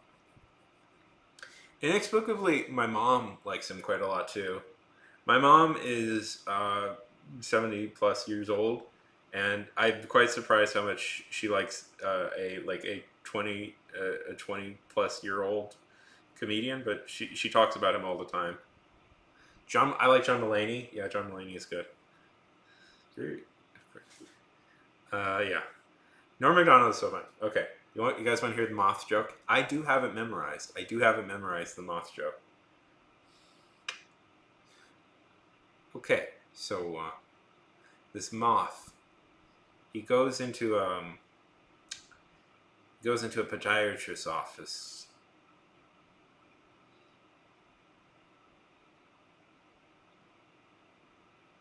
He goes into a podiatrist's office, this moth.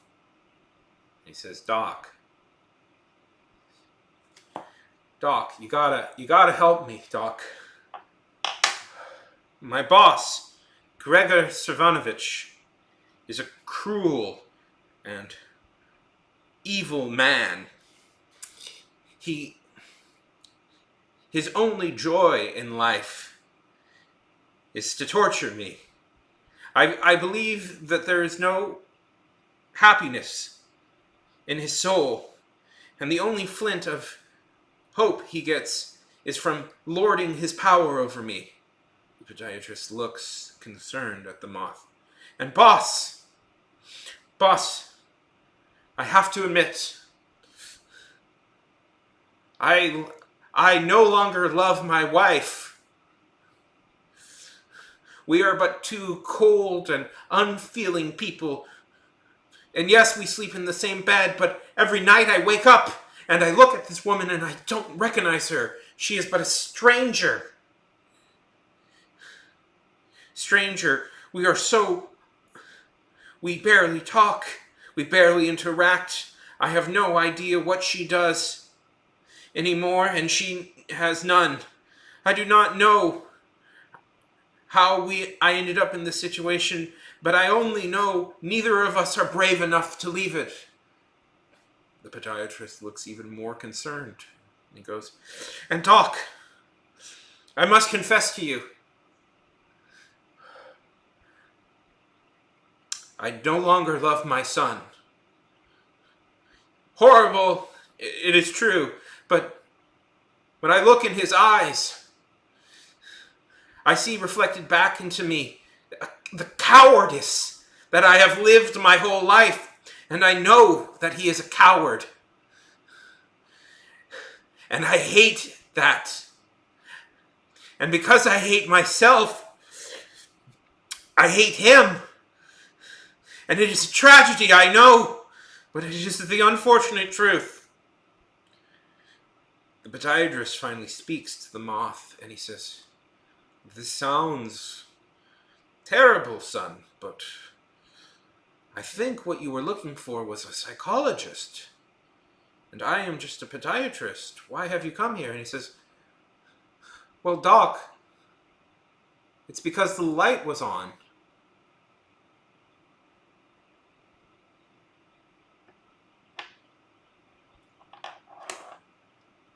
It's because the light was on. Because he's a moth. And moths like the light.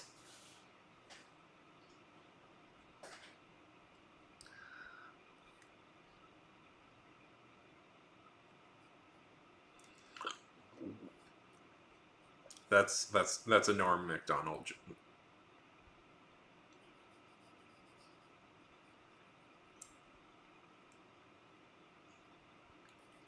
That's Norm Macdonald.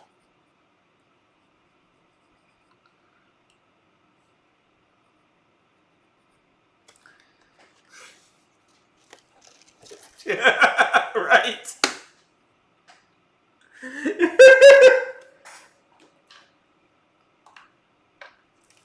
That's one of my favorite jokes.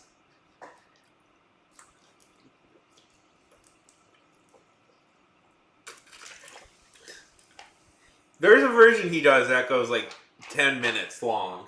There's a version of that joke that can go like 10 minutes long.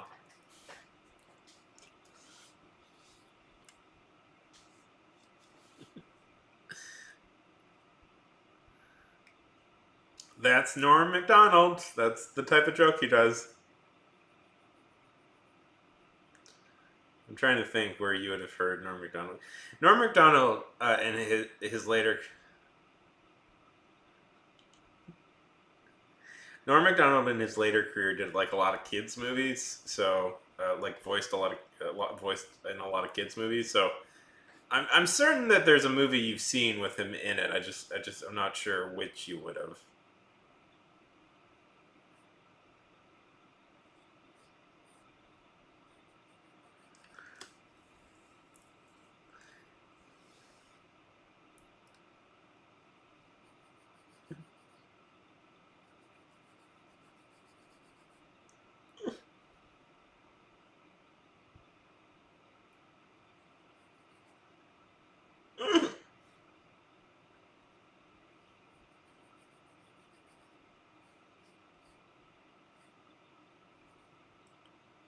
Faye. No. Faye. Okay. Okay, Faye. Faye. I have somebody you should look up. I have somebody. I have a comedian you should look up, and I'm gonna, you know, what? I'm gonna find the album specifically that I want. I think you would love this album, and I think you might even become sort of obsessed with it. Let me see. Let me find it because it is. Yes, this is it. It is a comedian. No, I want. You're gonna like this album, Fade. It has all the things. It has all the things you like. It's funny. It's about a lady talking about very specific lady issues. And it's Tig Notaro. She is she's a lady who likes other ladies, and I think you're gonna really appreciate this one. It's a very it's a very famous album. So the I'll tell you what it is. It was a it was she recorded this album. Uh, she recorded this album. It's okay. It's gonna be dark, but she pulled one. She's still here with us right now. So, but she recorded this album the day she found out she had cancer. The day she found out she had breast cancer.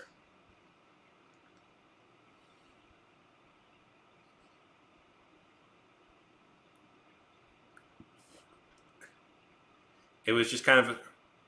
She is with us today, Fade. She is still with us today. She is happily married. She has 2 kids. She is fine. But she uh, so it is maybe the collection of the most tragic things that her girlfriend broke up with her. Her mother died. Her mother died, and she found out she had cancer all within a few months of each other. But she is still with us today, first of all, so it ends happily. But yeah, and it's about kind of her, and this was literally recorded the day she found out she had it. It is considered by many to be one of the best comedy out. Listen to it. It's really funny. It's not. She's a really funny comedian. I'll, I'm gonna play a little bit. I'm gonna play a little bit. And Tig, I am. If you see this, I don't think she'll see this. I've seen Tig in person live. She was very funny. It was very cool to see her live. She seems like a very nice person in real life. I've never met her, obviously, but I have seen her live. I'm going to play a little bit. I'm trying to convince somebody to listen to your thing. So, okay.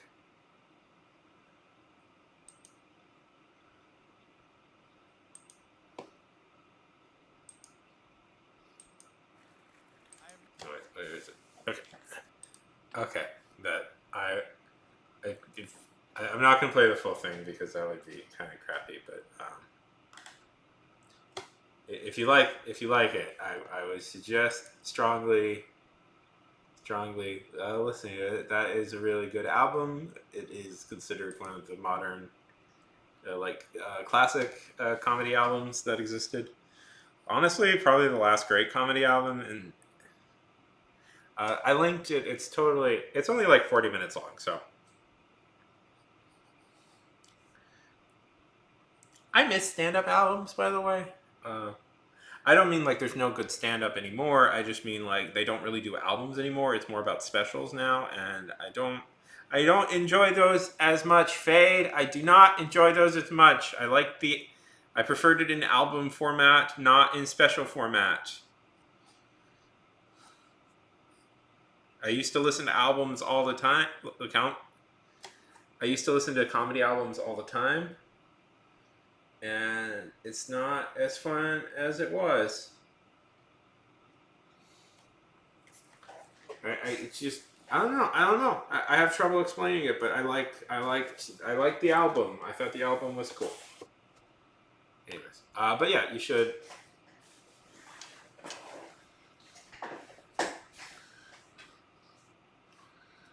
But yes. Uh, yeah. There's some fun comedy musicians. Do you know a guy named Carter Vale? Have you ever heard of Carter Vale? Carter Vale, he releases really funny songs on TikTok and YouTube. He also has like real, like not real, but that's mean, but like more serious songs that are like surprisingly great. Let me. He's Dirt Man. Leave a little room for the Dirt Man.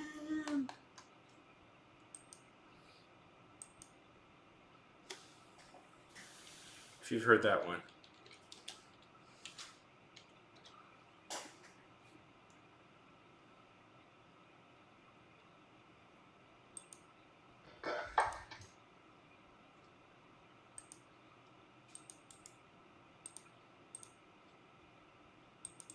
This one. He also has more like legit songs. He's probably one of my favorite guys right now, and I really like his stuff.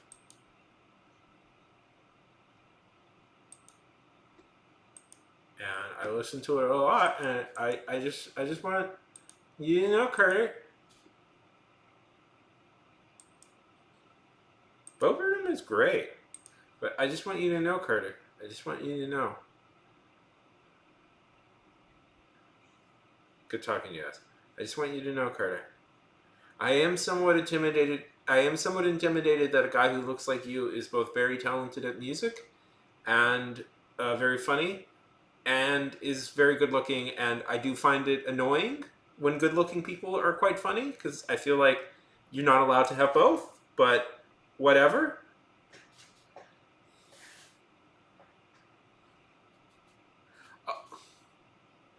Oh, but you don't like Bo Burnham. Wow, that is shocking. I mean, do I like Bo Burnham? I like some of the stuff Bo Burnham is. Yeah, that's fine.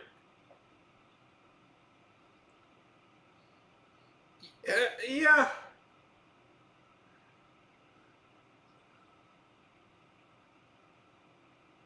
People are very intensely into Bo Burnham. I liked. He did a show I liked called Zack Stone is Going to Be Famous that I thought was really funny, and I liked the movie. Yeah. I don't know. I really haven't kept up with Bo Burnham. Anyways,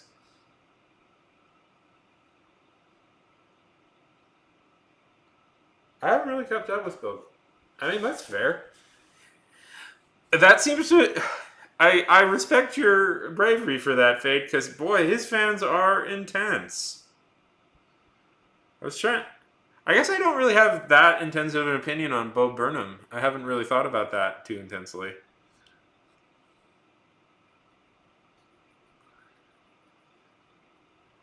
Sometimes that app. I do have a theory that sometimes I don't know. There is a thing with comedians. I know I was just complaining about this with punk musicians, but I'll just say. Sometimes when comedians get popular, it's there. You can feel a very like audible like they have to keep a line between what made them popular in the first place and the fact that they are now at a level of success that they don't want to risk that, and that's always difficult.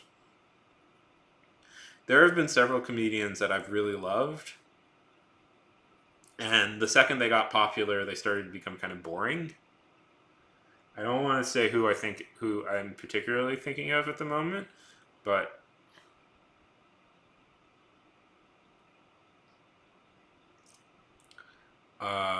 did they really do that? Dang. But there is one comedian that I was a super huge fan of when he was coming up. I was like, oh, this dude is like amazing. This dude is hilarious. This dude's the future of comedy, and he was. But the second he started making movies, he started to star in movies. I like, oh, okay. He started to become honestly kind of boring. I don't know. He became he became famous and less interesting than he was. You have a very intense love-hate relationship with the Blue Devils, don't you? Fade. Anyways.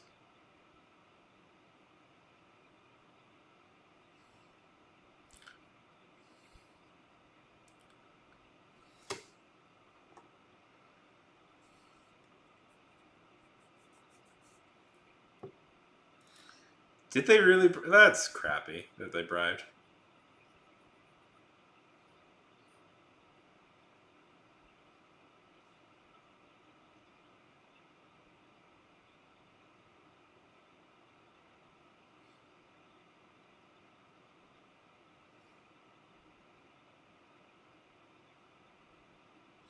I didn't know there was like cheating in the land of marching bands. I guess that shouldn't surprise me, but it surprises me none the less. I know I'm not drawing anything good today. Oh boy. I know I'm not drawing anything good today.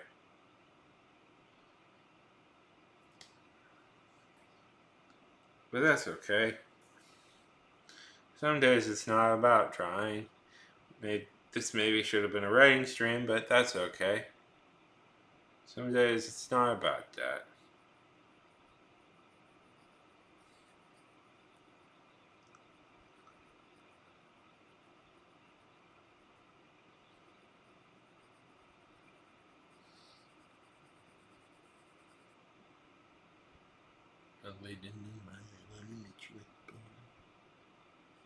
Yeah. Who do you think should have won?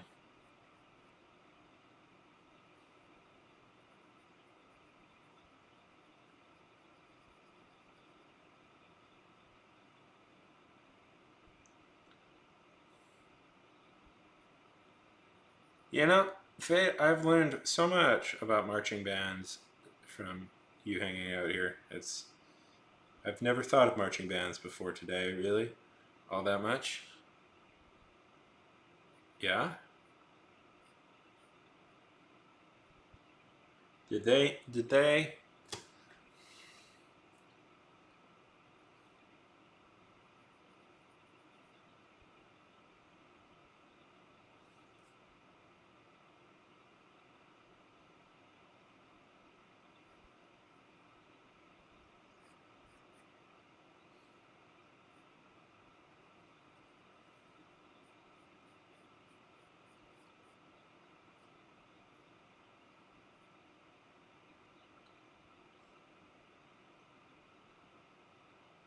That's so cool.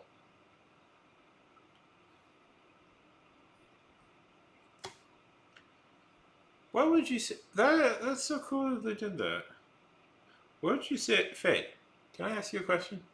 What is your favorite book?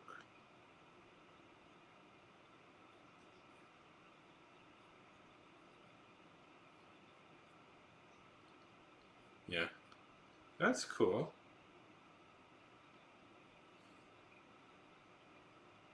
Okay, you love them all equally. Go on, tell me more. Tell me more about this. I'm curious. I'm curious to hear.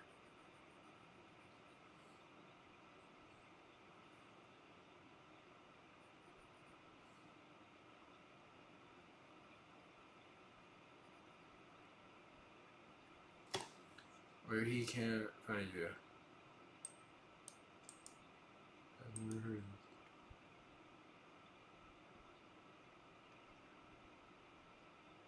of it. Oh, you've told me about this. I know I asked this question too much. I know. But partly, yes, partly the reason I ask is this. Well, one, because I have no idea what young people read these days, Fade. And I'm going to be honest, I kind of consider you the person who the expert in that in some ways. You're the young person I know, and I'm like, okay, Fade will know what people like these days. Because at some I have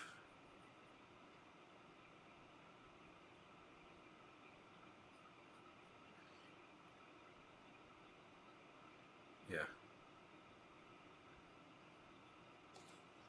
I always make necks too long. It's always an issue I have. It's with drawing. You tend to get focused on like detail, like certain details, and it's like that you shouldn't. Because it's like our mind focuses on certain things, and it's hard at times to appreciate the bigger picture thing. Anyway, so and I'm always just curious because I don't know. At some point, so would you, Faye, sorry, I'm tired. But I'm not tired to sleep. I'm not tired enough to sleep. Just tired enough to talk.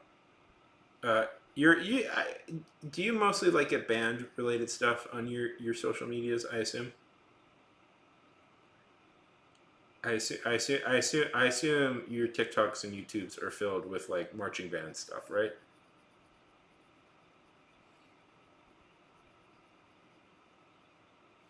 Yeah, I figured.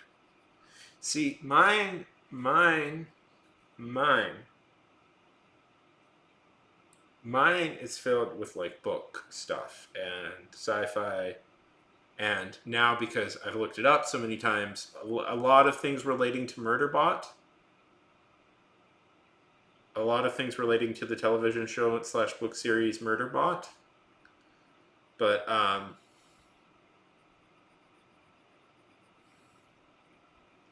just watched.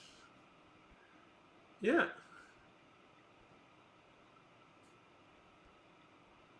yeah. Uh, what was I gonna say? Faye, didn't you tell me at one point that you wanted to write a book? What I was gonna say is, Fade.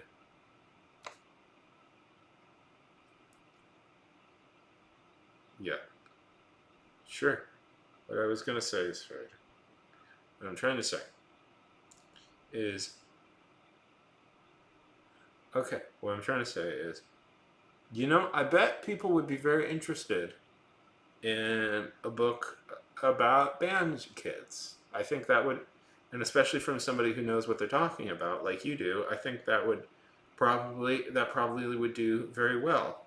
You know, so uh, that that's the advice. That's the advice I want to give you. Is like you're living a life that I think could make decent book thing. So if you want to write a book, a lot paid. I guarantee you, people would want to trust me. Trust me, and especially because you, Faye, you have the experience, you have the lived-in experience, and you have the verisimilitude. You could write a really compelling one. People love books about weird kids. So if you ever want to write one, Fade, I'm just saying, not a bad one to write about.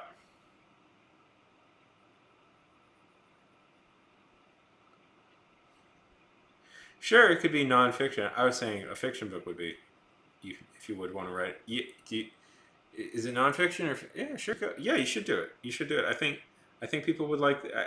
You'd be surprised. Okay. So from my experience, people like reading about the inside world of things, and they like reading about it from people who know what they're talking about it, so that they can feel like experts. And band seems to be. I'm going to be honest, Faye. The way you describe band kids seems to be a world full.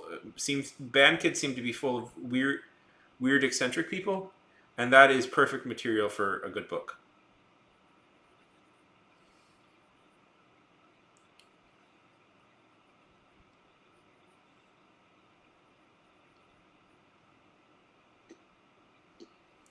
And that is any with that is good. That is very good material for a book. So I'm just saying, Faye, keep that in mind. You are still young right now. You don't have to write a book, but keep that in mind. Keep that in mind if you want to write one. That's the thing. That's the that's the thing. Right about the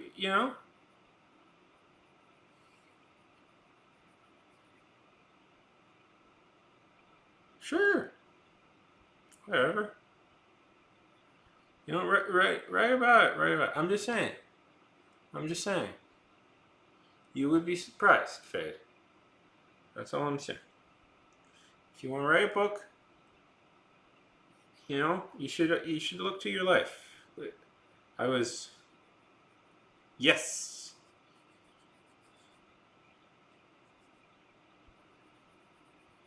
but you have an obvious passion for this stuff, Faye, and I think that would come. I think that would come through in the page. I think that would come through in your book. Your obvious passion for all this stuff. And if it's success, think about it. You get a bunch of kids who want to be band kids.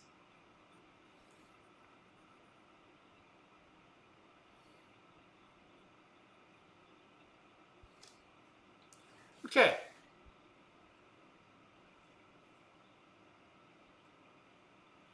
Start with that. That's a good line. Good. That's a good opening line. Start with that. That's your opening line.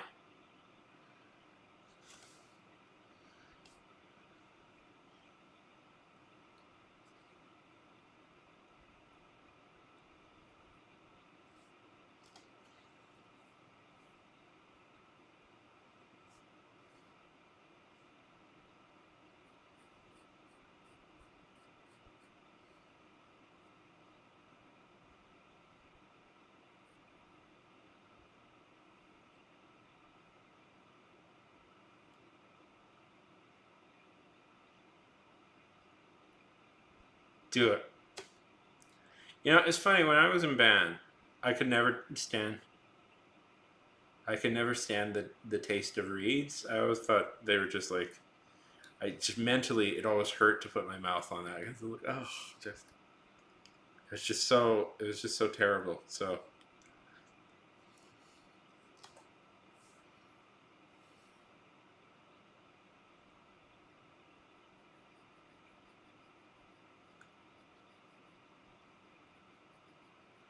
I just don't. I don't like the. Even right now, like whenever I go to the doctor and they put like the thing on my lip, it's just like I just visibly gag. No, I if I were to learn an instrument, it would be like the guitar or something. Piccolo, yeah, trash instrument.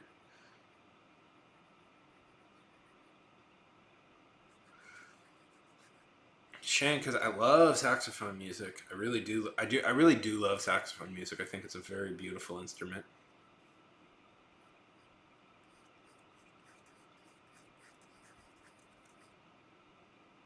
Yeah, my cousin. My cousin plays the violin. See, what was I talking about? Sorry, I'm tired. I don't know if you can tell. I I was yeah. Well, I like jazz. I listen to a lot of jazz. So and saxophones are very important to jazz as a.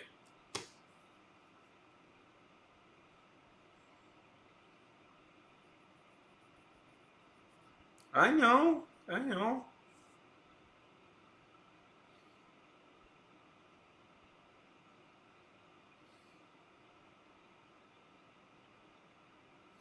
It just occurred to me, man, it's been a bit of time since I've listened to some.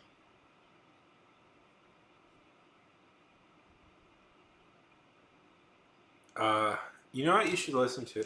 If you don't already, you should give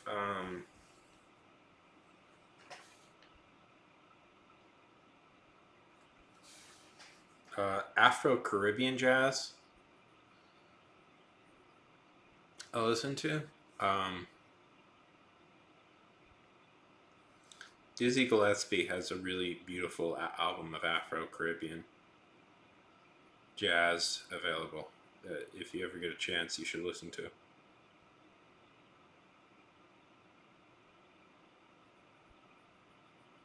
Yeah, look at it.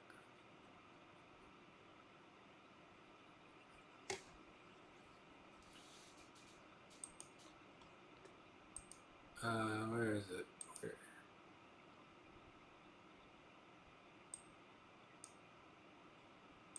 Duolingo, Duolingo, Duol. Do you do you have a pug?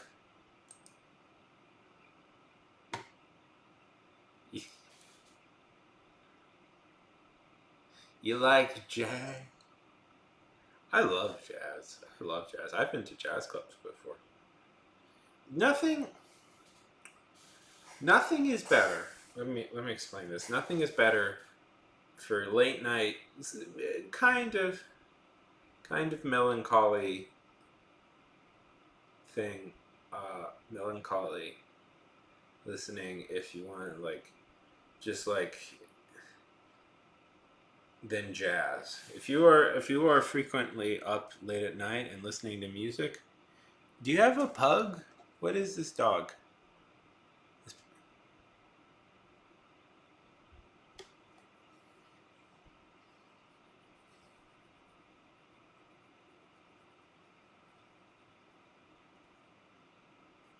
You yeah.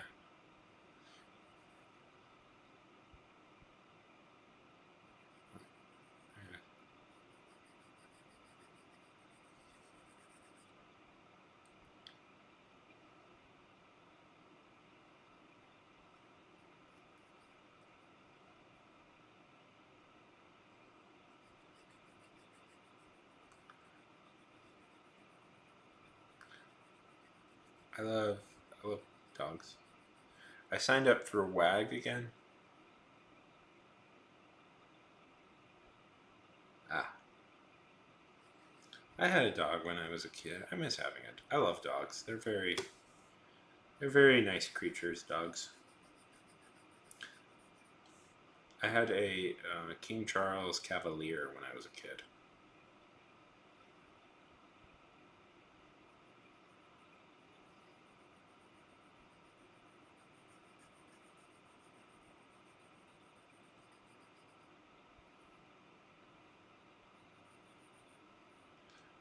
You know, it's funny.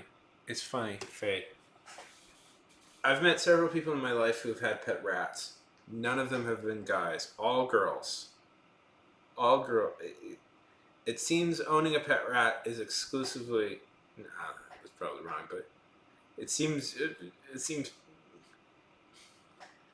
I always find that so funny. I always find it so funny.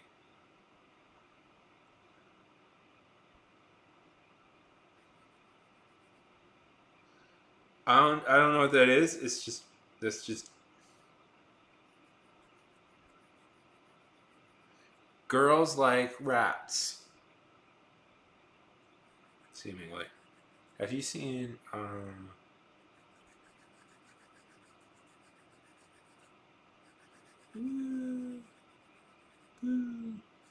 drew them too close to get.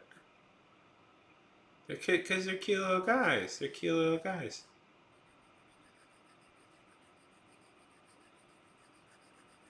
What did you see Ratatouille? Did that inspire you to get a rat? I'm curious what inspired the rat. Was it Ratatouille? A lot of people. A lot of people got rats because of Ratatouille. They're very cute little guys. I got very. I thought about getting a rat. I'm just there's a girl. Ah, there's a girl. The girl, my college friend, not my girlfriend, not my girlfriend, just my college friend.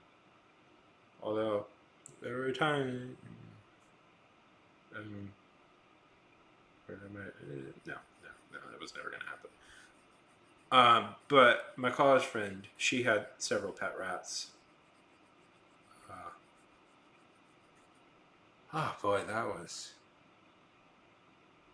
What? I've talked to her recently. She.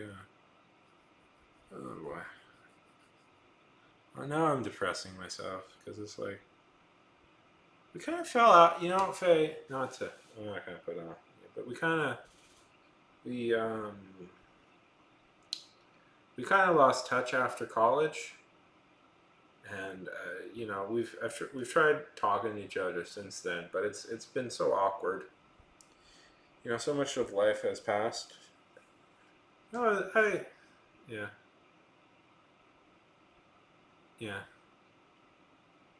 Oh, Fade. I just wanna, yeah. I don't know. She, yeah, no, it was. I don't know how to explain this.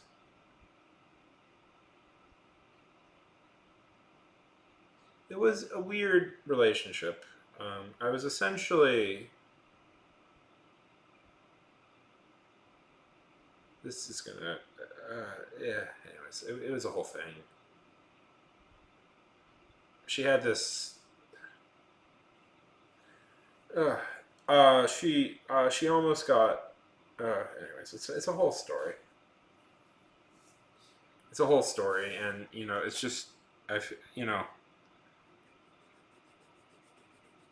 Anyway, sorry. It just suddenly that all came back to me. All that situation. I cared very deeply about her. Uh, uh, and yeah. Oh boy. Oh no. No. Oh no no. Fade. No. Uh. Yeah. Okay. So yeah. So what no, it's not. Okay. I'll say what I thought. I kind of felt like this is yeah. No, I agree. You're a child, Fade. You're a child. Your child, uh, your child. Don't no. Fade, Fade. No, please don't. No, don't fall into that. No.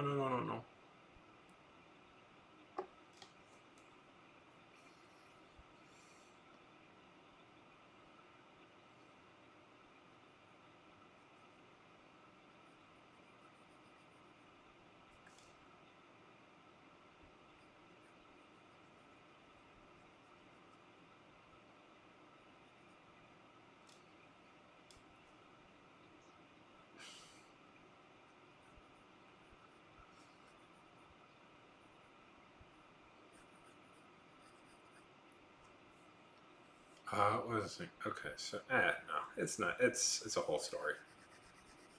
Probably it's a story I need to talk about with a therapist someday because it's like I have a lot of like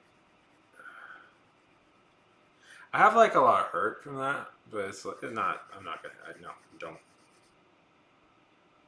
Yeah. Okay, he's being good. He's being good. He's being good. Faye, I know it feels like a lot right now, but trust me, please trust me on that. Uh, this stuff fades. I know, but this stuff will fade. It feels like a lot because there's a lot going on in your head right now, but it fades, and I know, and he'll always be your friend. You know, it's good that he's your friend, but it fades. It fades. Trust me. It goes away. Suddenly, it doesn't become such a big deal as it will feel. And also, he like, okay, you're a sophomore. That means he's a senior. Like he's going to be off. He's going off. That means that he's at least he's going to be starting. Anyways, like his whole life is going to be different. Okay, I get it. It's fine. You know, it's fine to have a crush. It's fine. People develop crushes all the time. I had a crush on my teacher in grade school. You know. Um. Uh. I mean, about once a year, I would develop a pretty intense crush. I had a crush. I had this crush on the TA in film school. Uh, like, uh, I had a crush just this.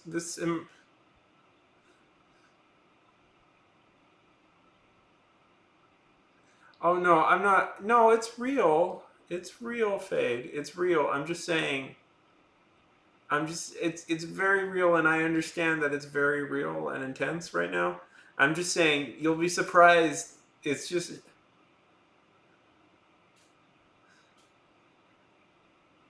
it it fades. The older you get, the less this becomes. Yeah. No, it's a very real fade. I'm just saying it's. I know. I'm trying. I'm trying. There's nuance to this discussion. I'm just saying, as somebody who is older now, who has gone through what you've gone through, as a, I was a young man too. I was young. I was once young and dumb and in love too, and it was over. It was immensely overwhelming. It was immensely overwhelming. It was so intense, but uh, I don't know. It's just I think about that. I'm like, yeah, that was a thing that happened, but it was not. It's not. It's not part of my life, really, anymore. It's a wave. It faded. I'm not intentionally trying to use your name as a pun. I'm just saying it just kind of, it was you know what it was, Fade? You know what it is? You know what it is? It's a storm. It's a storm. It is intense and overriding, and it comes in and wrecks everything up, but eventually it's gone.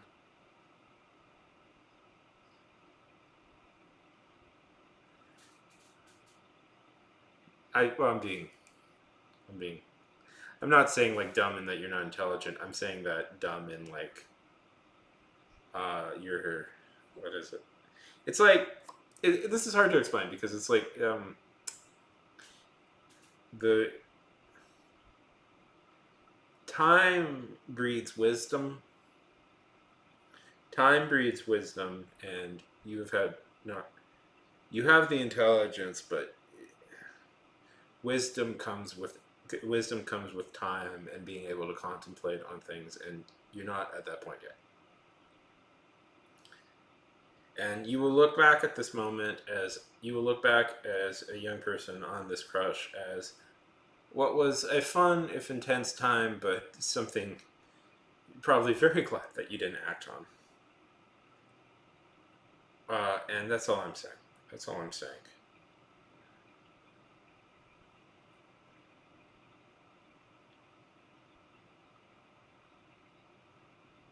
I,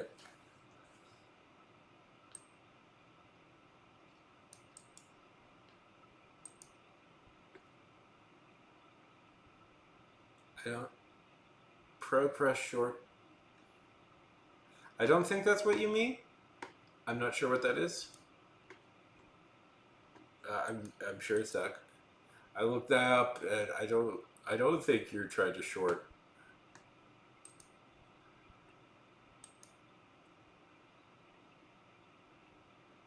I don't.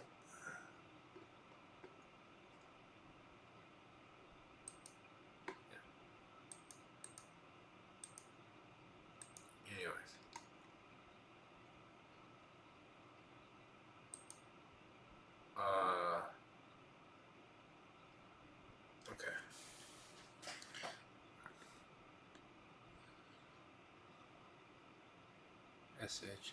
SH student. Anyways, yeah. Storm.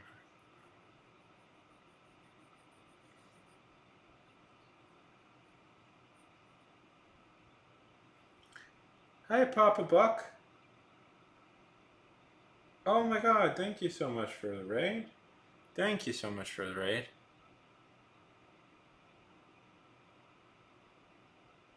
Thank you. Hope you had a good time. Yes, go rest. Go rest. I will. Man, I yeah, can sympathize with that. Although I didn't really have friends in high school, so just me alone.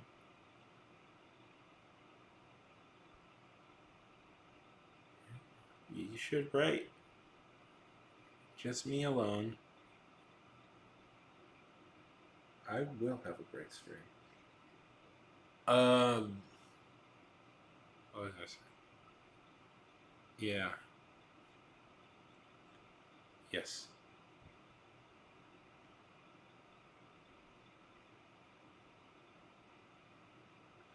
I'm just saying it's like with age. Yeah, whatever. You get it. You get it.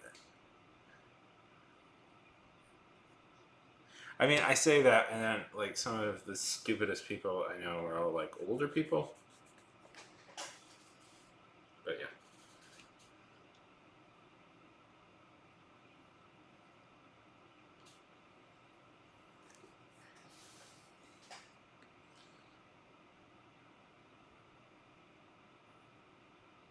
I kind of put you. See, I have little cousins, Fade, that are around your age, and I talk to them not infrequently. So it's I haven't actually talked to them in a bit of time, but so I kind of mentally file you along with them as people. So as people, because it's like and so I do, I do worry. I do worry about that with you. Like I'm always so I do get nervous for you at times, Fade. Haven't talked to them in a while. One of them just graduated from high school. I've been meaning to send them something for that.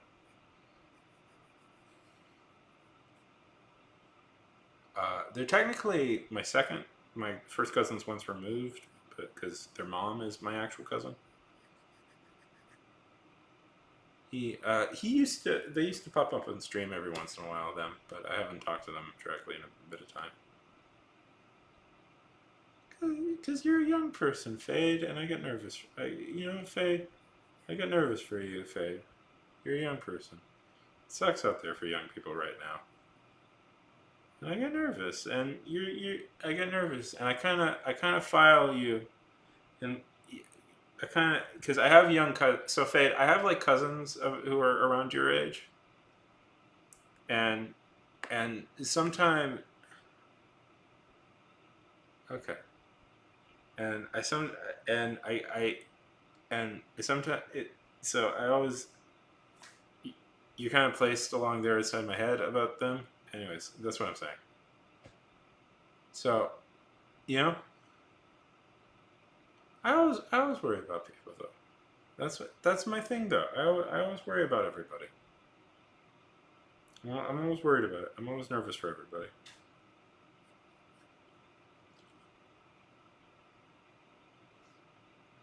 I'm always nervous for everybody. I'm always nervous. I always want people to be happy.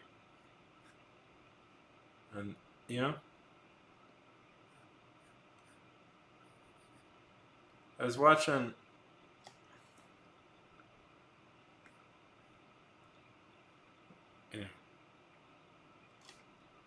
Yeah, yeah.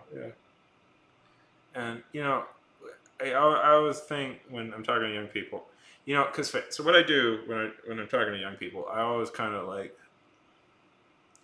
project a little bit of like, okay, you're talking to your cousins right now. How do you talk to them? And I'm like,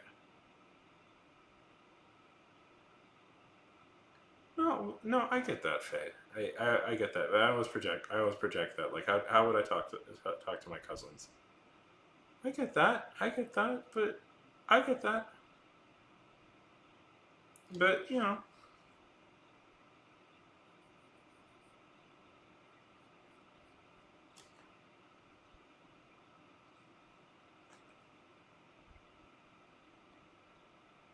still. Anyway, I really.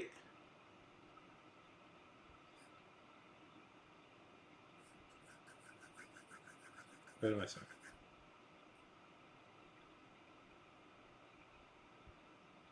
Yeah. What am I saying? I just, I want. What am I saying? Boy, I'm tired. I guess, I guess I'm a little bit. I'm being a little bit more open than I usually am.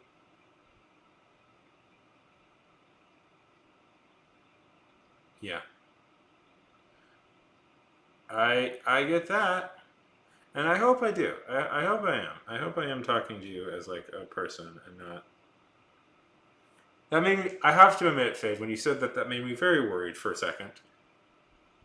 That made me very worried for a second, and I felt very like, oh God, oh, no, young person, don't, young person, please be safe.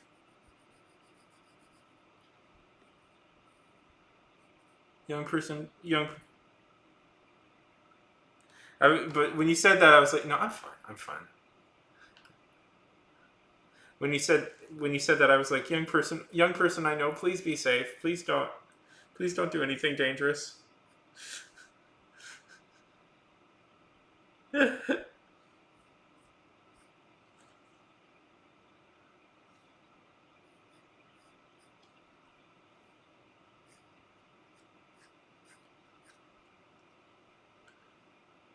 I'm good. I'm good. Mama Buckle just straight raided me over at the over on the Twitch. I'm good. I want to stream for this a little bit more. I'm I've been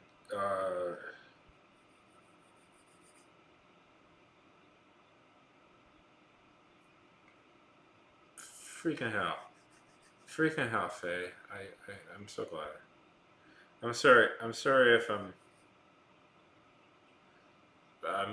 glad. Faye, is there any movie?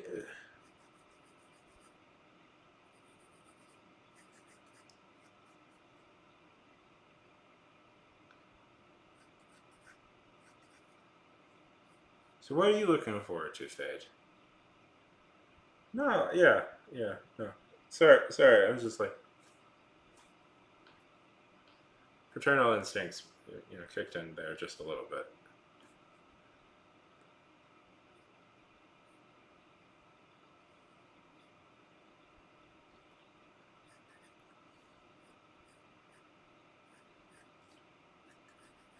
Uh, is there is there is there? Oh my god. Oh my god. I'm so sorry. I just want to draw one good thing.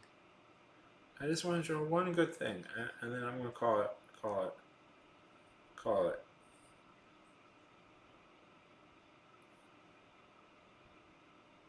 Fade. Do it. Fade. Do it. Do it. Probably. Should go to sleep. Ah, actually, this is on. Go to sleep, Fade. Okay. I'm gonna raid Ashes. I see Ashes is there.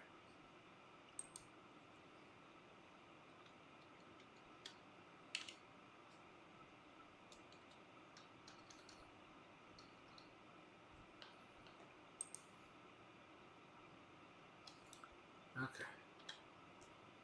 I may I may have had a little bit to drink tonight. To be honest with you, I may have had a little bit to drink. Very.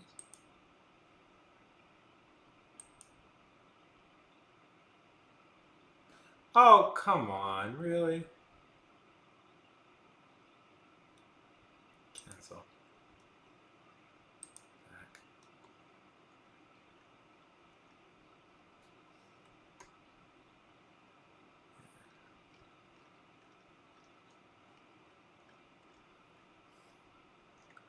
Okay, then I will raid.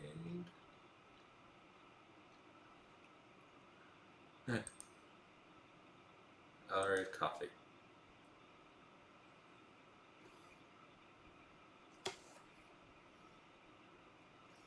The person I was gonna raid just raided somebody else. Right now. Okay. Night, everybody.